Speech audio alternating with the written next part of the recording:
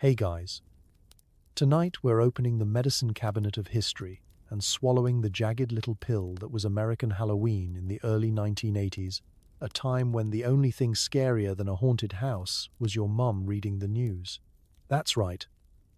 Tonight, we'll drift off into the uneasy, candy-coated, panic-inducing tale of the Tylenol murders, the true crime saga that melted a nation's brain and convinced every parent in America that a fun-sized Snickers was one bad vibe away from chemical warfare.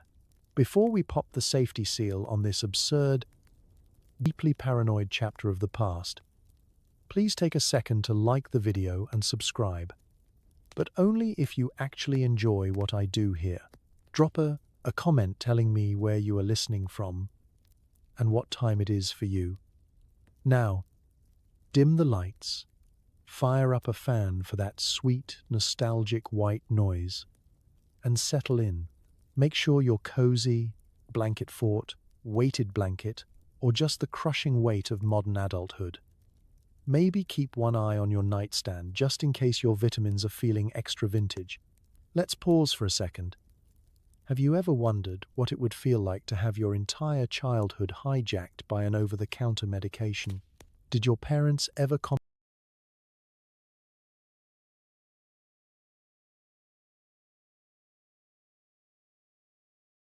your Halloween candy and interrogate it under a desk lamp? Have you ever tried explaining to a Gen Z kid why your mom made you throw out your entire trick-or-treat bag because she was pretty sure she saw something on 60 Minutes? Were you ever secretly suspicious that the little packet of Smarties was actually a science experiment gone wrong? And now, congratulations, you've just woken up in suburban Chicago, October 1982. You're in a world where everyone is in a panic. Safety seals are suddenly a thing. And the scariest monster on Halloween isn't a vampire. It's Tylenol. Good luck. Before the Tylenol panic, Halloween was a sugar-fueled free-for-all, pillowcases bursting with candy, parents vaguely aware of your location, and the only thing you worried about was getting raisins from the weird neighbor. But in 1982, this innocent chaos was about to get a total makeover, courtesy of a handful of mysterious pills. Let's set the scene. It's a crisp autumn evening in suburbia. You're 10 years old, wearing a costume made entirely out of vinyl and hope. The mask is thin, held on by a single elastic band that's just waiting to snap and take out your left eye. Your biggest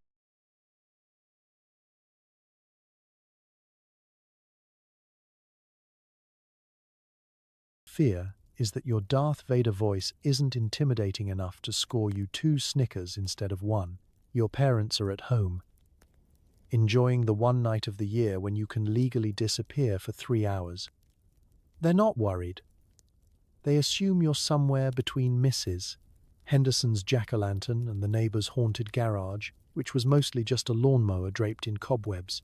Halloween in the pre-panic era is magical, if by magical you mean lightly supervised chaos with a side of hypothermia. You're out with a gang of kids from your block. No cell phones, no GPS, just a vague plan to hit every house with the porch light on. If someone had a flashlight, it was because their mom insisted. Otherwise, you navigated by streetlight and the primal urge for peanut butter cups. You'd swap war stories about the houses that gave out king-size bars or, on rare occasions, cans of soda, the kind of luxury that elevated you from mere mortal to playground legend. The candy economy is thriving. Everyone knows the conversion rates. 3 Tootsie Rolls for a single Reese's, 2 Pixie Sticks for a mini Milky Way, and exactly 0 value assigned to the aforementioned raisins. There's a complicated, unspoken barter system that would make Wall Street quiver. You've got strategies too. The costume that gets the most candy is whatever makes you look vaguely pitiful. Oh, you're a sad little clown. Take an extra caramel. By the end of the night, you're hauling a sack heavy enough to throw your back out before puberty. Let's not forget the legendary freedom. For 3 glorious hours, the world was yours. No parents trailing behind you at a respectful 20 paces. No group texts blowing up with, "Are you safe?" Just you, your friends, and the chill in the air that made you feel like you could go anywhere. Sure, you might get a scolding if you came home after the streetlights switched on, but mostly you just staggered in, sticky, exhausted, and covered in bits of plastic and leaves. And yet, for all the excitement, there was a sense of trust floating around like the smell of burnt pumpkin. People actually handed out homemade popcorn balls, caramel apples wrapped in wax paper, and cookies that came from someone's actual kitchen. Your mom would examine your loot for suspicious items, which meant anything homemade by someone she didn't know personally. But let's be honest, if the cookie looked good, you were eating it no matter what. Safety warnings did exist, but they were more of a running joke than a rule. The old razor blade in the Apple story made its rounds every year, but nobody actually knew anyone who'd found one. It was just the stuff of urban legend, a good excuse to avoid eating apples, which, let's face it, nobody wanted anyway. Trick-or-treating was a marathon, not a sprint. You'd loop around the same block multiple times, switching up your mask or hat, hoping the people who lived there were too distracted by the great pumpkin Charlie Brown to recognize you as the same kid who just left. Sometimes it worked. Sometimes you got called out and forced into candy exile. Even then, the shame was worth it if you scored an extra Kit Kat. After the grand adventure, the real fun began. Dumping your loot on the living room floor, sorting it by type, color, or, if you were a young economist, by perceived value. Parents might inspect your candy, but everyone knew the real reason. They wanted first dibs on the good stuff. It was a sacred ritual, this after-dark sugar orgy, with the occasional shakedown by a little sibling or a suspiciously enthusiastic parent. But all of this, every sweet, sticky moment, was about to change. With the Tylenol murders, the gentle haze of suburban trust began to unravel. The news cycle turned a holiday built on mischief and sugar into a case study in mass paranoia. The world you knew, with its wild candy trades and sticky popcorn balls, was replaced almost overnight by plastic-wrapped anxiety and parents treating every milk dud like a ticking time bomb. So take a moment to remember the Halloweens before the panic, before the safety lectures and X-rayed candy, before the grown-ups started treating trick or treating like a live episode of CSI. Because for one last breath, it really was just about the candy, the chaos, and the cold October air. You wake up with a headache, stub your toe, get your feelings hurt, there's Tylenol for that. The 1980s were peak over-the-counter optimism. If it came in a bottle and promised relief, you probably had it in your house, in your purse, and in the glove compartment of your Chrysler LeBaron. Let's talk about just how deep the Tylenol romance ran. This was an era before wellness influencers and holistic sleep sprays. Your choices for pain relief were aspirin, which your grandma swore would rot your stomach, whatever dubious ointment your neighbor recommended, or Tylenol, which arrived on the scene like the friendly, reliable boyfriend your parents always wanted you to date. Tylenol wasn't just medicine, it was the go-to cure for everything. Headaches, fevers, minor aches, and that mysterious soreness you got from simply being over 30, pop a Tylenol. Life is pain, but at least it comes in easy-to-swallow capsules. Tylenol had achieved near-mythical status in the average American home. For a generation who'd survived disco, the gas crisis, and a lifetime of Wonder Bread, the idea that you could just take a pill and instantly feel better was basically science fiction with a child-proof cap.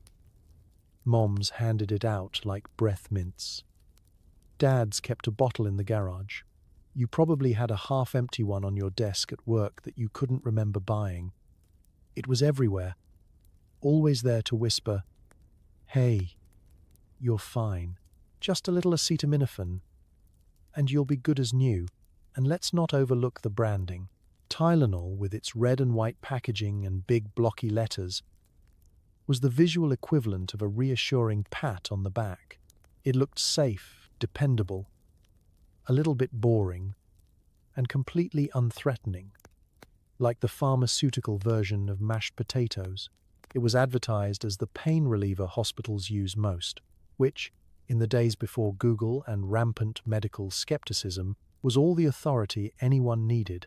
If hospitals used it, that was good enough for everyone from your hypochondriac aunt to your favorite school nurse. Of course, the 1980s were also an age where self-medication was basically an Olympic sport. Feeling stressed? Have a Tylenol.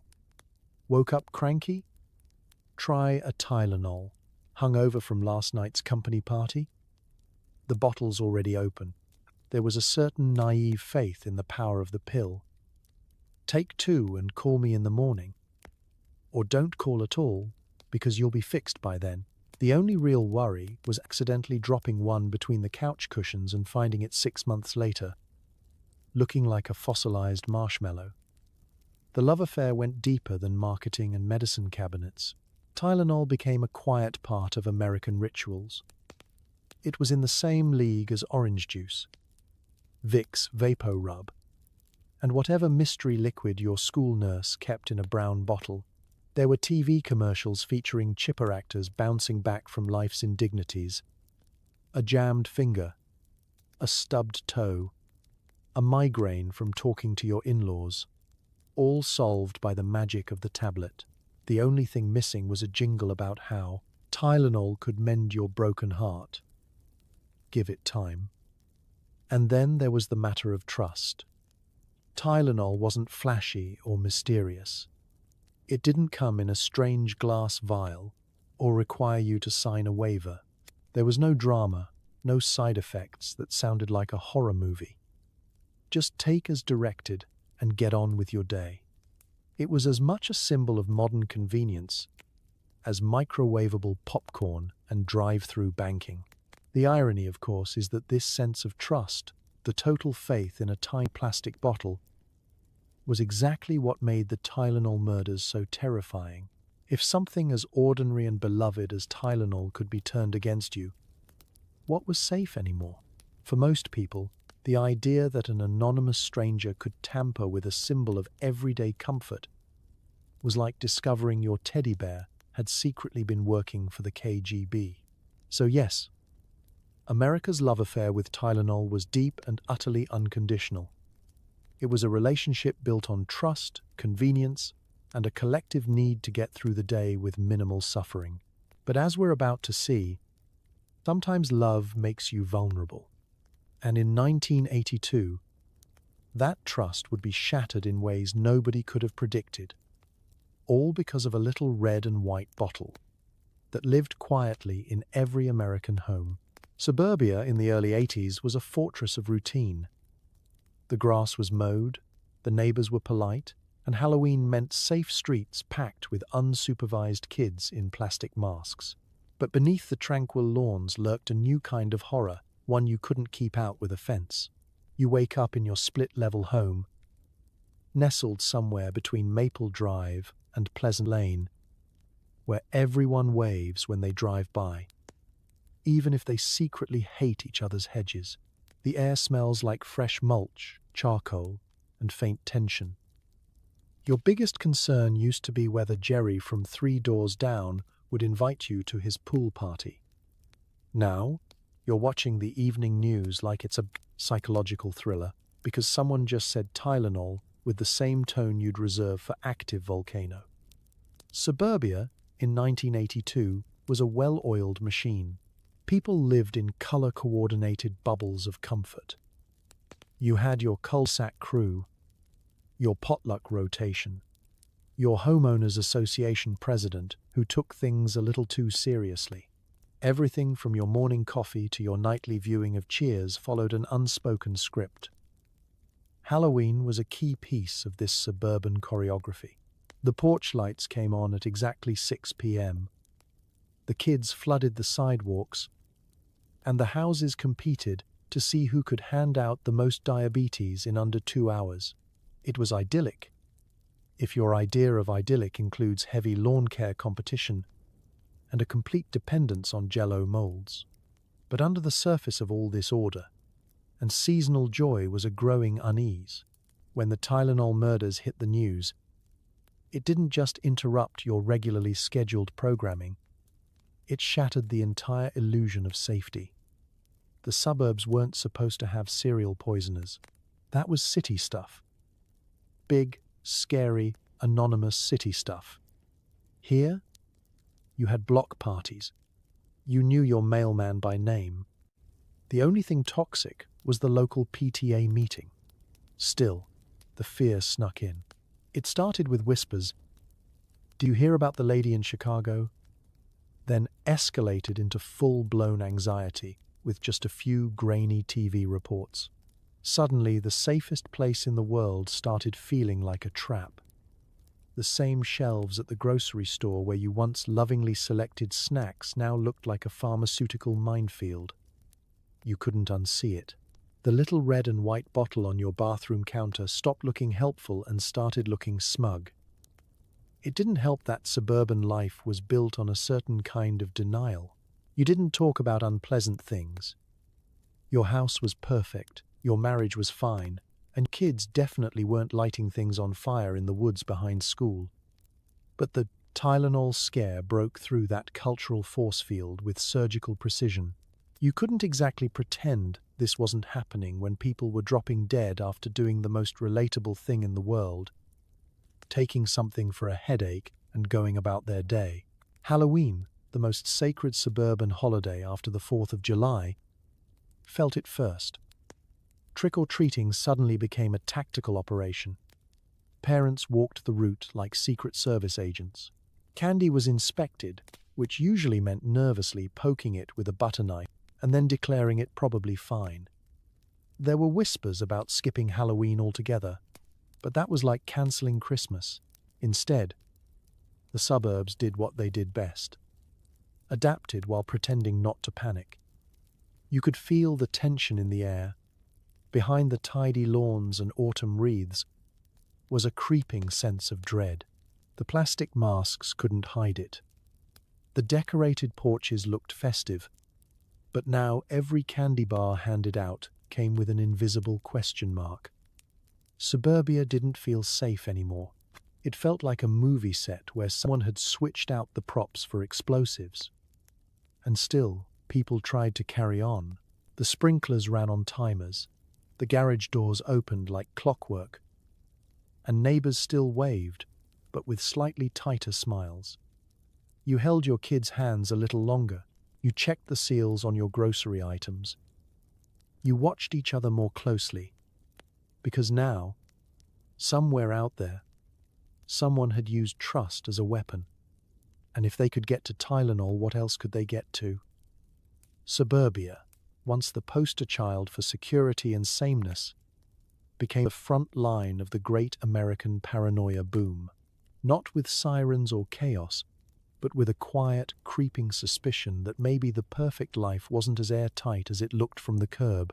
It started quietly, as all real-life horror stories do. Someone takes a couple of Tylenol, expecting nothing more than relief. Within hours, a family's life is upended, and nobody suspects that something as harmless as a red and white capsule could unleash chaos. You're a 12-year-old kid in the suburbs of Chicago. It's September 1982. The TV is playing reruns of MASH Times in the background. Your mom is making dinner in a sun-faded apron, and your dad is fiddling with the garage door opener like it's the pinnacle of modern technology. Everything feels normal, painfully, beautifully, boringly normal. Then someone gets a headache. Not unusual. Your aunt, your sister, your neighbor. Headaches are like allergies and hangnails.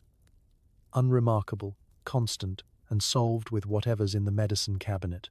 So, they reach for the bottle. Tylenol. Of course. Why not? It's not heroin. It's not mysterious. It's basically vitamin ibuprofen. You've probably swallowed one after faking a fever to skip gym class, and then they die. At first, Nobody connects the dots. Why would they? It doesn't make sense. People don't just keel over after taking Tylenol. That's like blaming your toaster for an earthquake. So they investigate everything else: food poisoning, allergic reactions, spontaneous organ betrayal, anything but the little bottle on the bathroom shelf. The first confirmed victim is 12-year-old Mary Kellerman. She wakes up feeling sick, takes a Tylenol, and by breakfast, she's gone. Just gone. The kind of horror no parent is ever prepared for. It's like the universe suddenly decided to pull the rug out from under everyone, and then lit the rug on fire. The tragedy rocks her family, but it doesn't stop there. Within hours, another death, then another, and another. Different families, different towns. Same terrifying pattern. Perfectly healthy people dropping dead after taking Tylenol. Not because it was expired, not because they accidentally took 400 of them, just one or two. That's it. It doesn't feel real.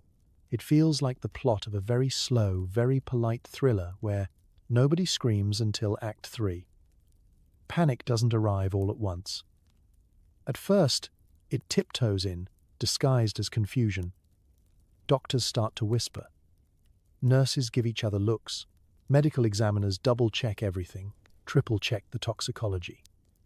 And then the chilling realization slaps everyone across the face. It's cyanide. Someone, somewhere, is putting cyanide in Tylenol capsules. You probably don't know much about cyanide beyond spy movies and vague chemistry class flashbacks. But here's the gist. It's fast, deadly, and has zero chill. A sprinkle the size of a nerd candy can end you. And now it's apparently sitting inside a bottle in your medicine cabinet, looking innocent as ever. The police scramble. The press starts circling. The FDA bursts into action with the urgency of a caffeine-fueled raccoon. Suddenly, every bottle of Tylenol in the greater Chicago area becomes a potential crime scene. You're not just checking expiration dates anymore. You're looking for signs of tampering, like a paranoid squirrel during nut season. The strangest part? There's no pattern. The victims don't know each other. They didn't buy their Tylenol from the same store. It's random, terrifying, and worst of all, it's personal. Because everyone has Tylenol. Everyone. It's like someone decided to lace the American dream with poison, just to see what would happen. At this point, suburban kitchens transform into amateur crime labs. Parents dump pills onto plates and inspect them like jewelers, squinting for imperfections. The trash fills with bottles that just don't look right.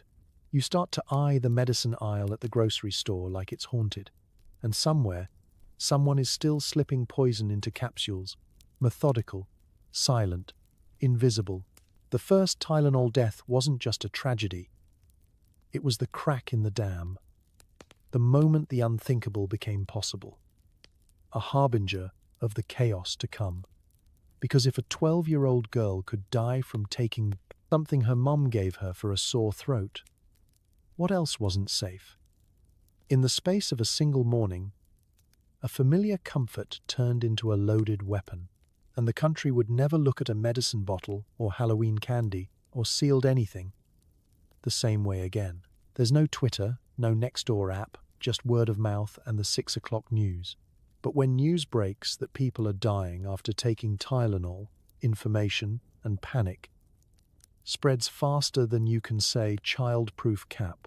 You're in your living room, sipping a tab and watching Wheel of Fortune, when the anchor cuts in with a special report. At first, it's confusing. A series of mysterious deaths in the Chicago area. You perk up, linked to cyanide-laced Tylenol capsules. You sit up straighter. Wait, Tylenol? Like the bottle currently hanging out in your kitchen drawer? The one your kid took this morning for her growing pains? That Tylenol? Suddenly your stomach drops faster than your rotary phone can hit the receiver. This is 1982, remember? Panic doesn't travel by tweet or text. It travels by neighbors leaning over fences, by hushed phone calls on landlines that click every time someone picks up another extension, by that frantic tone your mum gets when she's talking to your aunt and thinks you're not listening. And most of all, by television. The 6 o'clock news becomes the nation's anxiety delivery system. The graphics are blocky, the music is dramatic, and the anchors are wearing suits large enough to double as tents. But the message is clear. Tylenol is being tampered with, people are dying, and authorities have no idea who's doing it or how to stop it. Within hours, a ripple of unease transforms into a tidal wave. Grocery stores start pulling Tylenol from their shelves, not because anyone told them to, but because no one wants to be known as the store where Brenda got her murder capsules. Pharmacies follow suit, and suddenly, suburban kitchens across the country become staging grounds for emergency family meetings.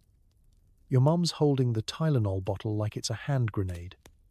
She's not sure if she should throw it away, lock it in the freezer, or bury it in the backyard. Your dad starts making calls. One friend says the news overblown. Another insists it's already in their town. A third claims they heard the police are testing aspirin next, so better not risk that either. And because there's no internet, misinformation spreads the old-fashioned way, rapidly, confidently, and with no citations. Someone's cousin swears they saw a man in a trench coat slipping something into bottles at the Walgreens. Someone else insists they read in a newsletter that Al-Qaeda, who doesn't exist yet, might be involved. One woman tells the entire PTA that Tylenol is secretly owned by Russia. It's the analog version of going viral. By the next morning, people are hoarding alternative painkillers like they're prepping for the apocalypse. Bottles of Advil, Bayer, and whatever expired Midol is still hiding behind the coffee filters are now precious commodities. Your mum won't let you take Flintstones chewables without giving them a full visual inspection and tapping them against the table like a suspicious melon. Meanwhile, authorities are scrambling to keep up. The FBI issues statements. The FDA gets involved. Johnson & Johnson begins recalling millions of bottles. It's the first time many Americans hear the word tampering used outside of a football game. Suddenly, everyone's paying close attention to seals, caps, and whether or not the foil on top has been compromised. At school, your teacher tries to keep things calm, but even she has a weird look in her eye. The nurse locks up the medicine cabinet. Kids start whispering rumors in the lunchroom. One swears they heard a kid's tongue turned green from poisoned Tylenol. Another says the pills are being mailed to random families with no return address. It's like watching a mass hysteria unfold, one sentence at a time. Even grocery stores get in on the panic. Signs pop up overnight. No Tylenol on premises. Customers start checking every bottle they buy for anything. Mouthwash, cough syrup, salad dressing. If it has a cap, it gets the shake and sniff treatment. At this point, your parents don't trust anything that doesn't come shrink-wrapped, foil-sealed, and notarized. By week's end, you're living in a totally different reality. You're not sure what's real, what's rumor, and what's just your neighbor Carol being dramatic again. But one thing's for sure, in the pre-social media world, panic still knew how to spread. It didn't need hashtags or viral videos. Just a scary headline, a few water cooler conversations, and the terrifying realization that something you trusted completely could suddenly turn on you. And in true suburban fashion, the only thing spreading faster than fear was gossip. Halloween is right around the corner, and suddenly, every piece of candy looks like a potential murder weapon. Police issue warnings. Parents consider cancelling trick-or-treating. And somewhere, a child weeps softly into a pile of confiscated Tootsie Rolls. You wake up one October morning ready to plan your costume, only to find your mum staring at the news like it's a horror movie. except the monster is a mini Snickers. Tylenol is still the talk of the town. And now it's morphing into a larger, stickier fear. Candy. Not just bad candy. Not just off-brand taffy that pulls your fillings out one by one. No, we're talking all candy. All of it. Poisoned. Tampered. Weaponized sugar. The headlines do their part. Could candy be next? Tampering fears grow ahead of Halloween. This year's trick may be deadly. It's as if the nation collectively forgot that candy was ever meant to be fun.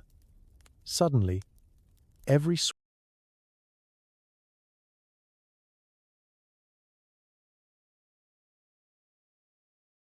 sweet is a suspect. Reese's? Too soft. Could be injected. Jawbreakers? Hard to test, too risky. Pixie sticks? Basically, powdered cyanide if you squint hard enough and read too many tabloids. Police departments start issuing official Halloween advisories like it's DEFCON 3. You'd think a war was about to break out on the sidewalks. Some towns even float the idea of cancelling Halloween entirely, because nothing says keeping kids safe like eliminating their favorite holiday and replacing it with an evening of quiet, sugar-free despair. Moms everywhere assemble into spontaneous anti-candy militias. They research safety protocols like they're prepping for a Mars mission. Your mum is boiling a pot of water, not for dinner, for sterilizing candy wrappers. She's inspecting each treat under a reading lamp, armed with rubber gloves and the kind of flashlight normally used by wildlife biologists. One package of sweethearts looks slightly puffier than the rest and is immediately declared suspicious. And of course, some well-meaning neighbor starts passing out safety flyers. You find one in your mailbox titled, 10 Ways Halloween Candy Could Kill You and 7 Things You Can Do About It. None of the solutions involve candy. Most of them involve apples, which you are still not going to eat, no matter how lovingly they've been shrink-wrapped. You beg your parents to let you go trick-or-treating anyway. You promise not to eat anything unwrapped. You even offer to let them take the first bite of every candy bar like a royal food taster.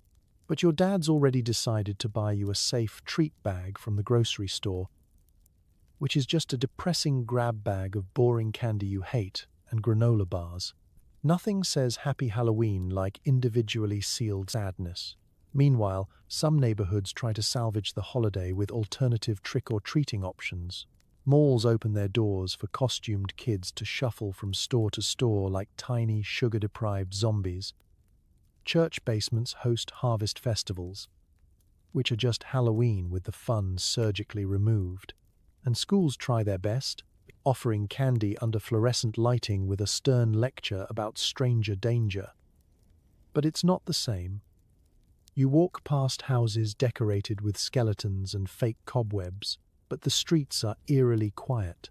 Porch lights stay off. Pumpkins sit unlit and sad. The scariest thing you see all night is a dad angrily explaining to his kid that tampered milk duds are no joke.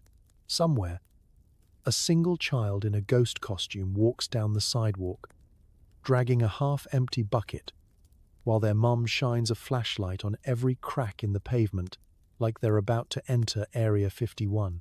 And yet, despite the fear, some brave souls venture out. They take to the streets with costumes and courage, trusting in their neighbors and the sanctity of individually wrapped confections. They laugh, they trade candy, and yes, some of them even eat it. Gasp, because underneath all the hysteria, the panic, the confiscations and neighborhood watch patrols, Halloween refuses to die. It limps forward, wounded, hyper-paranoid, maybe carrying a flashlight and wearing reflective tape, but alive. Still, the fear leaves a mark. From this point on, Halloween is never just Halloween again. It's risk assessment in a Spider-Man costume. It's fun, but now with a parental advisory sticker. It's candy, but candy you feel a little weird about. And so, the great American tradition of joyfully panicking over things that were fine a week ago lives on. You turn on the television to escape the real world, but all you get is wall-to-wall coverage of the Tylenol murders. Anchors, doctors, and government officials take turns freaking out the nation, one special report at a time. This is 1982, the golden age of mass media-induced heart palpitations. No social media, no TikTok hot takes, no podcasts calmly explaining things over lo-fi beats. Just you, your couch, and a £500 television set broadcasting doom in full analog glory. The screen glows, the anchors look vaguely sweaty, and the Chiron reads something like, "Poisoned pills. Could your family be next?" In capital letters so large it feels like they're yelling directly at your cereal. You flip through the channels hoping to land on something soothing. Little House on the Prairie. Maybe The Love Boat. But every station is in full fear mode. It's the Tylenol murders all the time. Local stations try to keep up with national news by slapping together man-on-the-street interviews featuring people who clearly just wanted to buy paper towels and now have a microphone shoved in their face. Yeah, I don't trust medicine anymore. I'm switching to herbal tea and vibes. Each network tries to outdo the others. CBS shows a slow-motion dramatization of someone opening a Tylenol bottle, complete with a thunderclap sound effect. NBC gets a toxicologist to hold up a cyanide vial like it's Exhibit A in a murder trial. ABC, not to be outdone, brings in a panel of experts who all agree that yes, you might already be dead.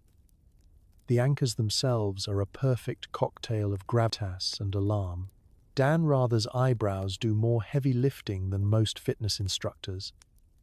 They speak slowly, clearly, and with just enough vague menace to ensure that viewers will never sleep again.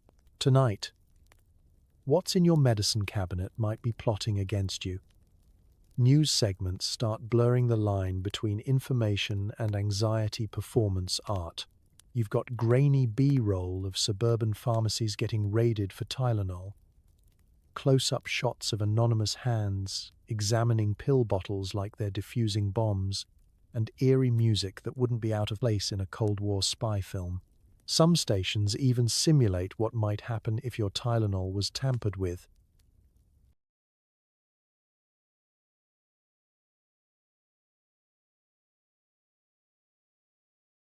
Complete with dramatic reenactments, starring what appears to be the channel's unpaid interns. And let's not forget the commercials in between. You'll watch a terrifying 10-minute expose on cyanide, and then, without warning, be hit with a toothpaste ad, featuring a woman smiling like she's never worried about anything in her life. It's emotional whiplash. You go from, "We're all going to die," to "This new Crest flavor has extra sparkle." Somewhere along the way, talk shows get in on the action. Daytime hosts, usually known for recipes and celebrity gossip, suddenly start inviting chemists and criminologists to sit between the woman with the world's largest zucchini and a guy promoting his new book on dream interpretation. It's chaos, but comforting in that 80s way, like knowing your dad owns 3 identical plaid shirts and wears them in rotation. Even the weatherman starts feeling ominous. Chance of rain on Thursday. And, keep an eye on your cold medicine, folks. You laugh, but then you stop laughing because honestly, yeah, and through it all, the message is clear. You are not safe, but you can keep watching to learn how to pretend you are. The Tylenol murders weren't just a tragedy. They were TV gold. Networks turned real fear into the world's most uncomfortable mini-series. Ratings went up. Trust went down. People started looking sideways at their neighbors, their pharmacists, even their mail. And you, a simple human with a mild headache, began wondering if you'd rather just live with the pain.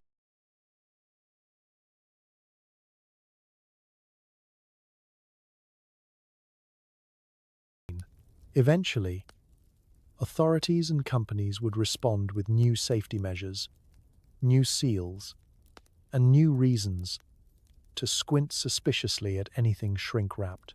But for a little while, the scariest thing in America wasn't the poison. It was the glowing box in your living room, calmly telling you to stay tuned, because the next capsule you take might be your last. And now here's a commercial for cough drops. Within weeks, America develops a new obsession: safety seals. Every bottle, box, and even your peanut butter soon comes armored in plastic, foil, and enough security features to make Fort Knox blush. You go to open a bottle of aspirin, and suddenly you're solving a mechanical puzzle designed by a paranoid wizard. First, there's the outer plastic wrap, then a glued-on cardboard top, then a foil seal.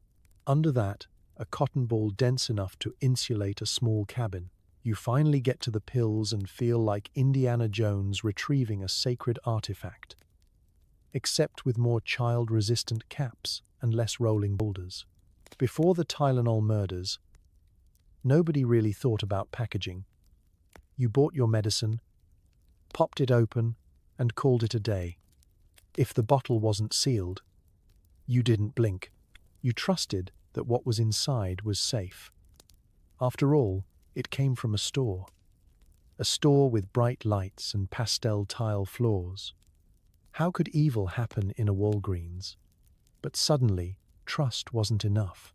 The murders flipped a switch in the national psyche. Now, everyone looked at packaging with the scrutiny of a crime scene investigator. Safety became the new marketing gold. Tamper-resistant labels started popping up on everything, like an arms race of domestic paranoia. If your product didn't come with a triple-layer barrier, a biohazard lock, and the approval of at least 2 government agencies, people weren't buying it. You're at the grocery store watching a lady shake every bottle on the shelf like she's trying to find the one with the fewest demons inside. The manager is replacing shelf stock in real time. Somewhere, a new hire at the Tylenol factory is being trained how to attach foil seals with the delicacy of a bomb tech. Johnson & Johnson, desperate to win back consumer trust, leads the charge. They develop tamper-evident packaging as if their future depends on it, because it does. This includes glued flaps, shrink bands, sealed caps, and boxes so reinforced you could drop them off a building and they'd bounce. Pharmaceutical packaging becomes a masterclass in over-engineering. Suddenly, getting into a bottle of pills is harder than getting into college. And it doesn't stop with medicine. You open a jar of peanut butter. There's a vacuum-sealed foil lid that peels back with a hiss so satisfying it might as well say, "Congratulations, you're safe now." Condiments join the movement. Even yogurt gets a protective barrier. The entire nation is now shrink-wrapped for your protection. Somewhere in Ohio, a father opens a can of Pringles and mutters, "They could have gotten to these too," before calmly placing them in the quarantine cabinet next to the Pop-Tarts. Even toy packaging gets in on the action. You go to unwrap a Barbie, and she's secured with enough wire and tape to survive re-entry into Earth's atmosphere. No one is taking chances anymore, not even with plastic fashion dolls. All of this adds minutes, sometimes hours, to your daily routine. Opening a bottle of ibuprofen becomes a cardio workout. By 1983, the average American adult has developed grip strength rivaling professional rock climbers. Children under the age of 12 stop being able to access anything without adult supervision, which was kind of the point, but also means more yelling from the bathroom when someone needs cough syrup. And yes, there are people who complain. "It didn't used to be like this," said your grandpa, while stabbing a jar of pickles with a butter knife. Back in my day, we didn't need foil seals. We just trusted things not to be poison. But trust, like your childhood belief in sugar without consequences, is gone now, replaced by plastic, foil, and the unspoken agreement that maybe this is a little excessive, but we're not taking any chances. You probably slept through chemistry. But tonight, let's learn about cyanide, the villain of our story. Turns out, this stuff is way more effective than any horror movie monster. And with a little sprinkle, it made headlines from coast to coast. Let's start with the basics. Cyanide isn't just one chemical, it's a whole family of extremely unfriendly compounds. There's hydrogen cyanide, a gas, potassium cyanide, and sodium cyanide, both solids. All of them have one thing in common. They interrupt your body's ability to use oxygen. That's right. You can be surrounded by air, lungs doing their job, and your cells still suffocate. It's like trying to drink from a glass of water while someone glues your mouth shut. At the molecular level, cyanide is a bit of a party crasher. It binds to the iron in your cell's mitochondria, the powerhouse of the cell, and blocks oxygen from being processed.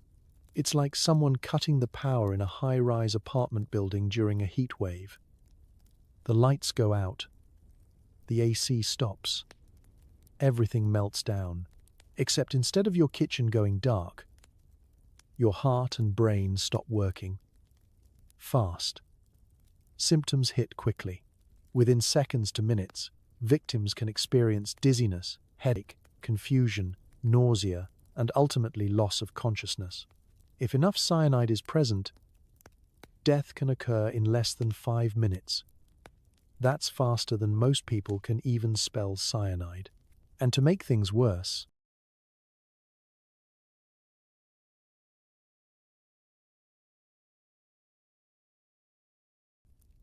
it doesn't take much, just a few 100 milligrams, about the weight of a paperclip. That's it. A sprinkle, barely enough to dust a donut. And yes, it's been used before. Cyanide has a long, grim resume. It's popped up in everything from Nazi gas chambers to Cold War spy kits.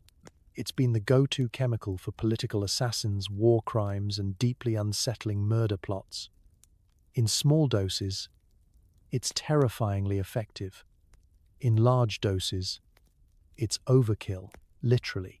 It's also used in mining and industrial processes because when you're trying to extract gold from ore or clean your metal, you apparently want something just shy of demonic. But in 1982, most Americans had no idea what cyanide really was. It sounded like a made-up villain from a comic book. Something Batman might face after dinner. The idea that it was real and that someone had introduced it into over-the-counter Tylenol was beyond chilling. It wasn't just the act of poisoning. It was the type of poison. This wasn't some subtle, slow-working, hard-to-detect chemical. It was loud, brutal, instant, like setting a bear trap inside your vitamin bottle. What made the Tylenol murders especially unnerving was that the capsules were tampered with after production. Someone, likely a local, bought bottles off store shelves, opened the capsules, added cyanide powder, and then resealed them with unholy precision before putting them back on the shelf. No high-tech lab, no fancy setup, just evil, creativity, and access to one of the deadliest chemicals on the planet. The autopsies confirmed it. Victims had collapsed almost instantly. Investigators were horrified by how little cyanide was needed and how quickly it worked. One coroner compared it to being struck by lightning, but inside your body, it was fast, untraceable in the moment, and by the time you realized what had happened, it was already over. The response from scientists and forensic experts was a mix of dread and admiration. Cyanide was efficient, and that made it all the more terrifying. You couldn't taste it in a pill. You couldn't smell it unless it was in gas form. And even then, it just vaguely resembles almonds, assuming you're one of the lucky 60% of humans genetically able to detect that scent. So how do you test for it?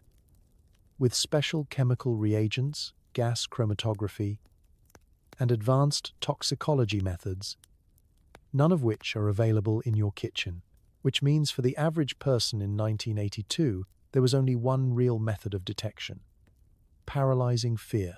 Police are everywhere, suspects are nowhere, and every neighbor seems a little more suspicious than usual. The Tylenol case turns ordinary people into armchair detectives, armed with suspicion and a healthy mistrust of anyone who owns a trench coat. You live in a peaceful suburb where the most scandalous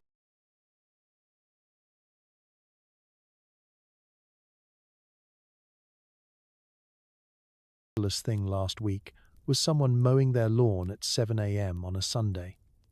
But now, the neighborhood group chat, okay, the analog version, otherwise known as yelling over the fence, is buzzing with wild theories and slightly unhinged speculation. Every day brings a new suspect. I heard Carol's husband works at a lab, someone whispers. Bob hasn't been the same since the 4th of July barbecue, another offers, as if potato salad betrayal leads to cyanide expertise. The police? Oh, they're trying. But this isn't a typical murder case. There's no crime scene, no witnesses, no angry ex-lover who accidentally left their fingerprints on a candlestick. The killer didn't stab, shoot, or strangle. They used chemistry.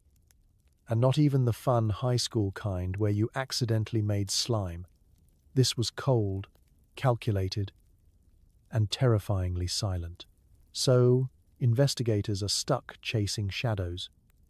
They search store shelves, check supply chains, and interview every pharmacist within a 30-mile radius. They test everything: the Tylenol, the bottles, store stockrooms, even the factory batches. But the pills were tampered with after they left the production line, which means the suspect could be anyone. A random shopper, a bored teenager, a disgruntled employee, or, worst of all, your neighbor who always keeps their blinds drawn and composts too aggressively. Enter the American public, suddenly and spectacularly unqualified to help. You, your parents, your entire block. You're now unofficial investigators. You've watched enough Columbo to feel confident. And it shows. You start giving your mailman side eye. Your dad says things like, "You know, Steve down the street has been acting odd lately," as though that's probable cause. Your aunt refuses to buy anything in a bottle unless she hears it hiss open personally. People start making lists. Actual, physical lists of who they think could be behind it. It's not helpful, but it's cathartic. Some guy in the next town over got arrested for entirely unrelated reasons, and half the county nods sagely, declaring, "Called it." And then there's the media circus. News reports start profiling types of poisoners. They're almost always described as male, mid-30s, intelligent, socially withdrawn, and somehow both unassuming and suspicious. Congratulations! You've just described your uncle, your science teacher, and half the IT department at your office. At the same time, amateur sleuths are diving deep into toxicology books they clearly don't understand. Someone in your neighborhood book club has a theory involving jet fuel, microchips, and a revenge plot tied to the price of beef. It doesn't make sense, but it feels convincing when she says it with enough conviction, and a turtleneck. And of course, there's the trench coat. Innocent people are now being judged solely on their outerwear. If you walk into a pharmacy wearing anything darker than taupe, expect to be followed. The paranoia is fully weaponized. Meanwhile, real detectives are drowning in tips. Thousands of leads come in, most of them deeply unhelpful. One man claims he saw a squirrel acting suspiciously near a drugstore. Another reports that his neighbor's dog has the look of someone who knows too much. Some people just call to say they don't trust anyone who enjoys decaf. Eventually, the FBI releases a sketchy profile of a possible suspect. It's so vague it could be almost anyone. Mid-20s to 50s. Quiet. Intelligent. Possibly male. Probably human. Somewhere, an entire subset of America nervously removes their glasses and pretends to be more extroverted than usual. Hospitals roll out candy X-rays. Neighborhood watch groups treat Halloween like a military operation. Kids trick or treat in daylight, parents walk in packs, and not a single piece of candy escapes the great parental inspection. Welcome to post-Tylenol Halloween, where paranoia is the new costume and every Tootsie Pop is a potential IED. The crisp fall air is still there, the leaves still crunch under your sneakers, and porch pumpkins still flicker with tiny flames. But now, every parent on the block has the cautious body language of someone disarming a bomb, except the bomb is a bag of Skittles. You're 8 years old, dressed as a robot made from a cardboard box and glitter glue. Normally, this is your night to roam free, sugar-fueled and half-blinded by your costume. But this year, you're flanked by adults with flashlights, a whistle, and an emergency plan. Your mum is wearing a windbreaker like she's leading a search and rescue mission. Your dad has already inspected your first piece of candy by holding it up to the moonlight like a rare gemstone. Before you even left the house, there was a safety briefing. Don't eat anything until we've checked it. Only accept sealed candy. Avoid the Johnsons. They give out homemade popcorn balls, and we don't trust anyone who makes their own caramel. You nod solemnly. It feels serious. You start to wonder if maybe the candy is too delicious. Could that be a trap? The hospitals, yes, actual hospitals offer free candy X-rays. That's right. You can walk into the ER and say, "Please scan this Snickers," and someone will genuinely help you. Radiology departments are now swamped with Smarties and candy corn, as if childhood joy has to pass through airport security. The same machine used to detect broken bones is now looking for sewing needles in peanut butter cups. And guess what? People go, in droves. Parents line up with their pillowcases full of loot, exchanging nervous smiles, and pretending this is all just another quirky suburban tradition. Remember last year? We just ate the candy. Haha, what fools we were. One mom swears she heard of a kid whose candy bar had wires inside. Nobody can verify that, of course. But the rumor spreads faster than a flu outbreak in a kindergarten. The local neighborhood watch, previously a sleepy group of dads who occasionally pointed flashlights at raccoons, has gone full tactical. They've got maps, walkie-talkies, and matching windbreakers. Some are wearing reflective vests. Others are patrolling in pairs, scanning dark driveways with military precision. Halloween has been upgraded to a coordinated event, complete with strategic routes, candy checkpoints, and suspiciously serious clipboards. Some parents suggest holding Halloween during daylight hours this year. The idea of trick-or-treating while the sun's still out is controversial. On one hand, visibility. On the other, it ruins the entire spooky aesthetic. Kids dressed like vampires just don't hit the same in broad daylight, next to someone mowing their lawn. Still, some towns make the switch. The result? A Halloween that feels less Night of the Living Dead and more Afternoon of the Lightly Concerned. Once home, the great parental inspection begins. You dump your candy haul onto the living room rug like you're smuggling jewels. Your mom brings out a butter knife and slices open anything suspicious. She's poking chocolate bars like she expects a tiny puff of gas to escape. Your dad cross-references candies with his mental list of things that might be fatal. You try to sneak a piece. You are promptly scolded. Every candy gets inspected, sorted, and in some cases quarantined. This one looks tampered with. That one's from a house I don't recognize. This one's got weird packaging. Translation: say goodbye to half your loot. The discarded pile sits on the counter, untouched but never thrown away, as if your parents are still unsure whether it's cursed or just suspiciously crumbly. And somehow, amidst all this, kids still manage to have fun. The costumes are on, the candy bags are full, even if partially confiscated. And the magic of Halloween, though a little dented, still flickers like a slightly nervous jack-o'-lantern. Because even when the world gets weird, even when hospitals are scanning your starbursts for explosives, the tradition holds. The night goes on. Needle in the apple, razor, blade in the Snickers. The Tylenol panic supercharges every urban legend your uncle ever whispered. Soon, even the most innocent snack is under suspicion. You're sitting at the dinner table, picking at a suspiciously healthy plate of green beans, when your uncle leans over and mutters, "You know, I heard a kid bit into a caramel apple and bled out from a sewing needle inside." You pause mid-chew. Your mum rolls her eyes. Your dad says, "It was probably a thumbtack." But it's too late. The story has taken root. Now the apple in your lunchbox feels like it might be a booby trap. This was the magic of 1982. The rise of a new genre, suburban horror, brought to you by gossip, anxiety, and the local AM radio station. The Tylenol murders didn't just scare people. They lit a match under every creepy story that had ever lurked in the corners of middle-class memory.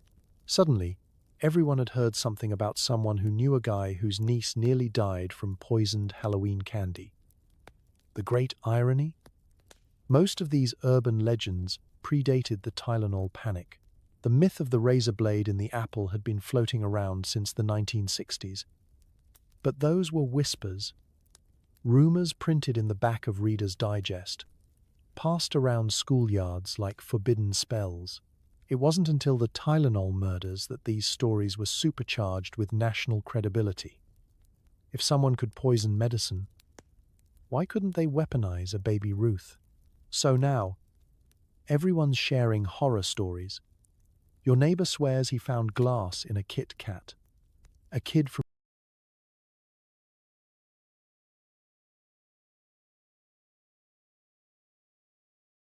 your sister's class supposedly swallowed a pushpin hidden in a Twizzler. One lady claims her cousin's roommate's dog died from a poisoned milk dud. And honestly, that last one is tragic even without the poison. The problem? None of these stories are verified.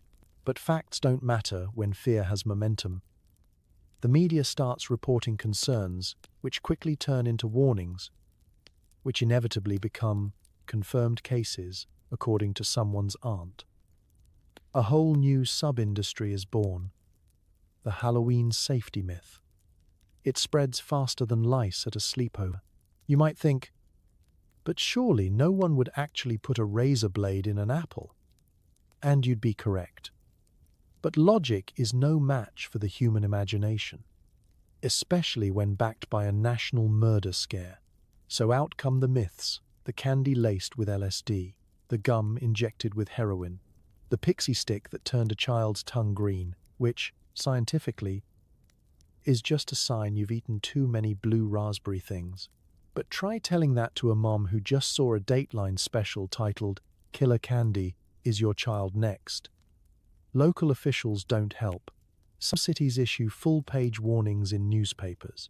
Others hold community meetings about candy best practices, like it's a boardroom PowerPoint.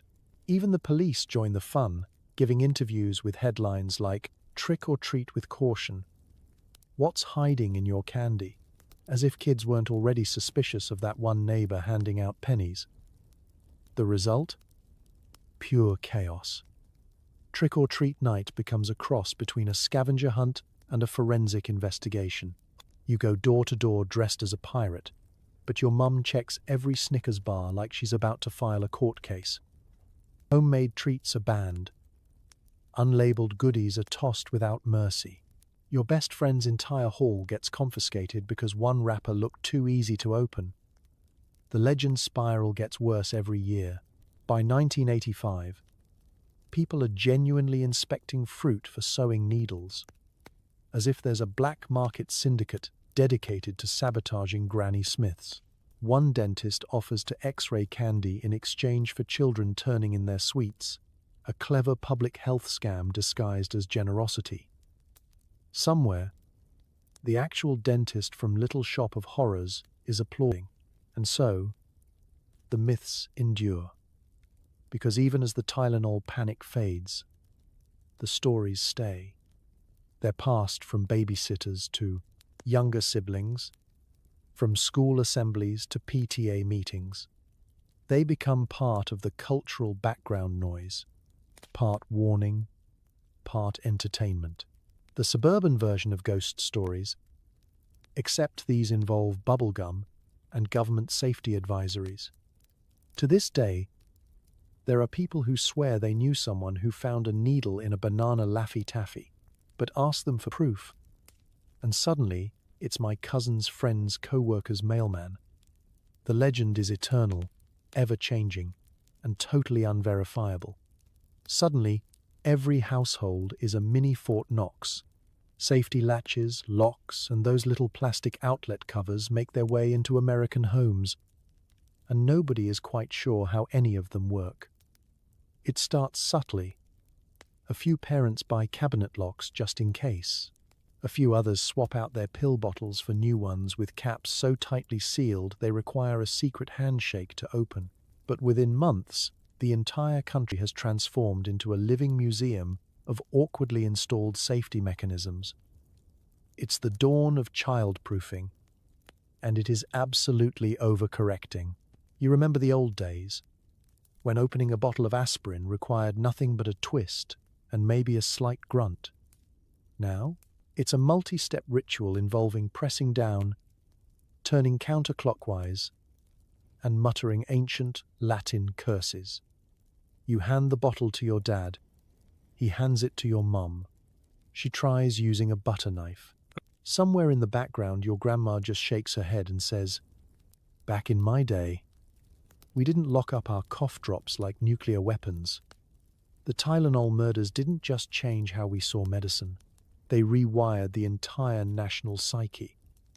Suddenly, everything is suspect. And more importantly, everything needs a plastic cover. The government steps in. Regulations are introduced mandating tamper-resistant packaging and child-proof caps for medications. Pharmacies start handing out pamphlets about poison control. The phrase "keep out of reach of children" becomes the unofficial motto of 1983. Toy manufacturers, furniture stores, and home goods brands pivot into full safety gear mode. Your house slowly transforms into a padded obstacle course. The kitchen cabinets now have those bendy latches that require you to contort your wrist into a shape only accomplished by yoga instructors and pickpockets. The bathroom drawers won't open unless you press a secret button hidden somewhere near the back. The medicine cabinet is padlocked. The fridge has a magnetic lock. Even the trash can has a lid that clicks shut like it's guarding classified documents. And then there are the outlet covers. Oh, the outlet covers. Tiny plastic shields meant to prevent curious toddlers from sticking forks into places where forks were never meant to go. You never saw anyone actually get electrocuted before 1982, but now you'd think every wall socket was a mini death trap. They come in multi-packs, they don't quite fit right, and they make plugging in the toaster feel like solving a Rubik's Cube blindfolded. Parents start hoarding baby gates like they're planning to secure a perimeter. Every doorway becomes a checkpoint. Stairwells are barricaded. Sharp corners on coffee tables are fitted with squishy bumpers that look suspiciously like pool noodles in disguise. Even the dog food bowl gets moved to a higher shelf, just in case. No one's exactly sure where the line is anymore. Are coat hangers a hazard? What about the drawer with the Ziploc bags? Can a child choke on a spatula? Every item in the house is now evaluated for risk. From the television remote to the decorative seashell your aunt brought back from Florida. The whole thing takes on a weird kind of momentum. Once you start childproofing, you can't stop. It's like Pringles, but with paranoia. One dad down the street installs a lock on the laundry machine. A mom across town zip-ties her toilet lid shut. A couple in New Jersey claims they've child-proofed their mailbox, which sounds less like parenting and more like a cry for help. And through all of this, children are fine, mostly unbothered, mildly confused that the kitchen now operates like a high-security vault. They adapt faster than the adults do. You watch a toddler dismantle a safety latch with the ease of a safecracker, while three grown adults stare on in horror, realizing their entire protection system can be undone by a 4-year-old with sticky fingers and a juice box.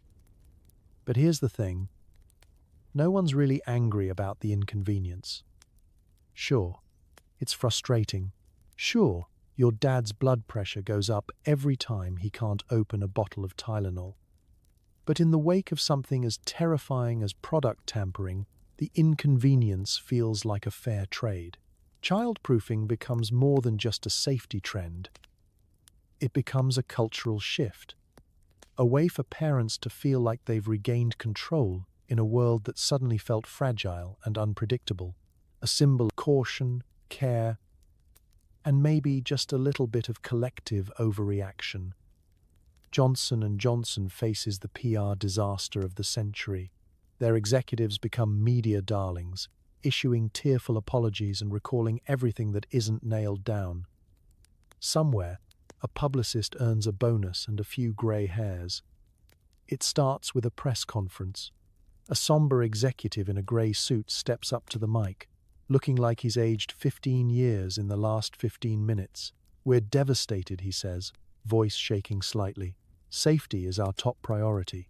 And for once in corporate history, people believe him, because the company isn't just putting out a statement, they're pulling every bottle of Tylenol off shelves nationwide. Not just the ones from the affected batches. All of them. Let's be clear. This is unheard of. In 1980, 2 mass product recalls weren't exactly standard procedure. Most corporations, when faced with disaster, issued vague statements, blamed external factors, and hoped the media got distracted by something shiny. But Johnson & Johnson doesn't do that. Instead, they throw themselves into the fire, arms wide open, wallets even wider. They recall over 31 million bottles of Tylenol. That's not a typo. 31 million. The financial cost? Over $100 in 1980s money. Adjusted for inflation, that's enough to buy a small island, build a modest theme park, or bribe a mid-sized European government. But they don't flinch. They send employees to help remove products from shelves. They run full-page ads urging people not to consume Tylenol. They set up hotlines so consumers can ask questions, voice fears, or just cry into the receiver while holding their medicine cabinet at arm's length. Behind the scenes, Johnson & Johnson is in full panic mode. There are emergency meetings, crisis teams, and a PR strategy held together with sheer caffeine and desperation. Somewhere in a corner office, a publicist is white-knuckling a mug of lukewarm coffee and whispering, "Just don't say the word cyanide again," to a junior executive who's about to go on Good Morning America. But oddly enough, it works. Against all odds, Johnson & Johnson earns praise for its transparency and swiftness. The public sees their actions not as defensive, but responsible. Instead of hiding behind bureaucracy or legal jargon, the company takes ownership. They admit what they don't know, promise to find answers, and back up their words with action. Even the media, usually a predator in the wild corporate jungle, takes a more measured tone. Anchors describe the recall as historic, decisive, and the right thing to do. You know you're doing damage control right when even the Wall Street Journal sounds a little impressed.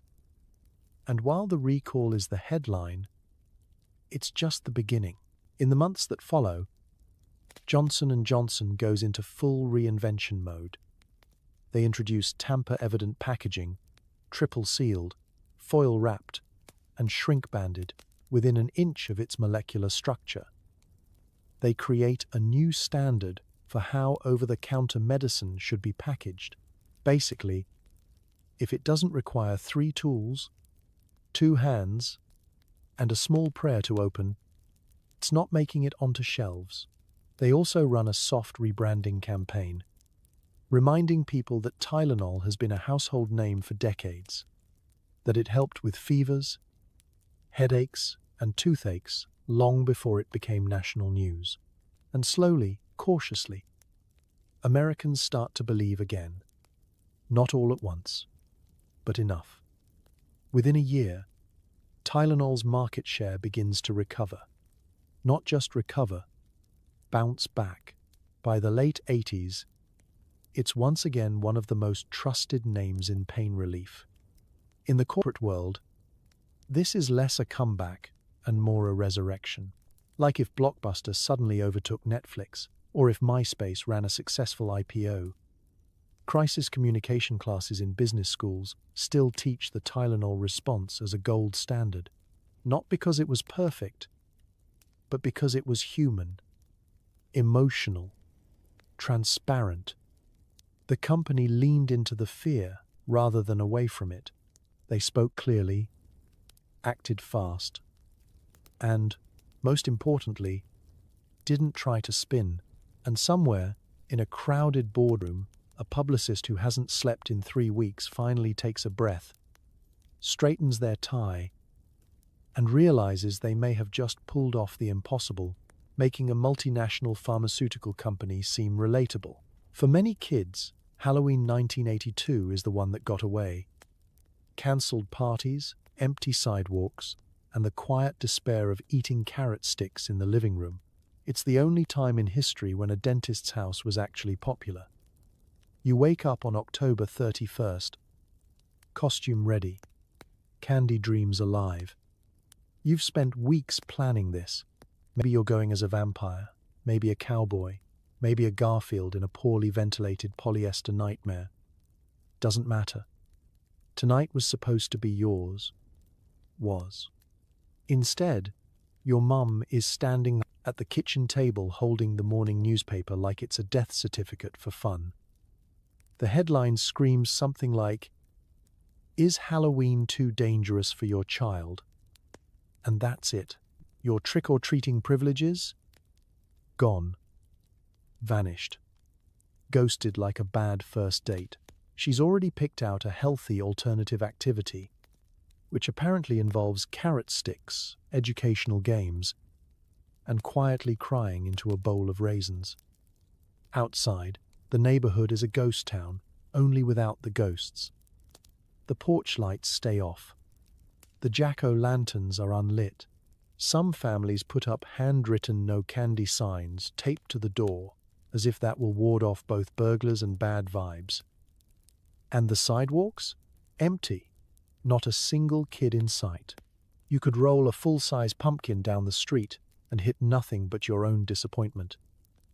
The PTA tried to save it. Bless their earnest hearts. Your school sent home a flyer suggesting a safe, fun, indoor alternative Halloween celebration. So now, you're dressed as a cowboy indoors, sitting in the gymnasium under harsh fluorescent lights, sipping watered-down apple juice while a cassette tape plays Monster Mash at a volume that makes your ears ring. Instead of candy, you get a prize bag filled with raisins, stickers, and a pencil shaped like a skeleton. One kid gets a box of raisins and a lecture about sugar. He starts to cry. The parents clap.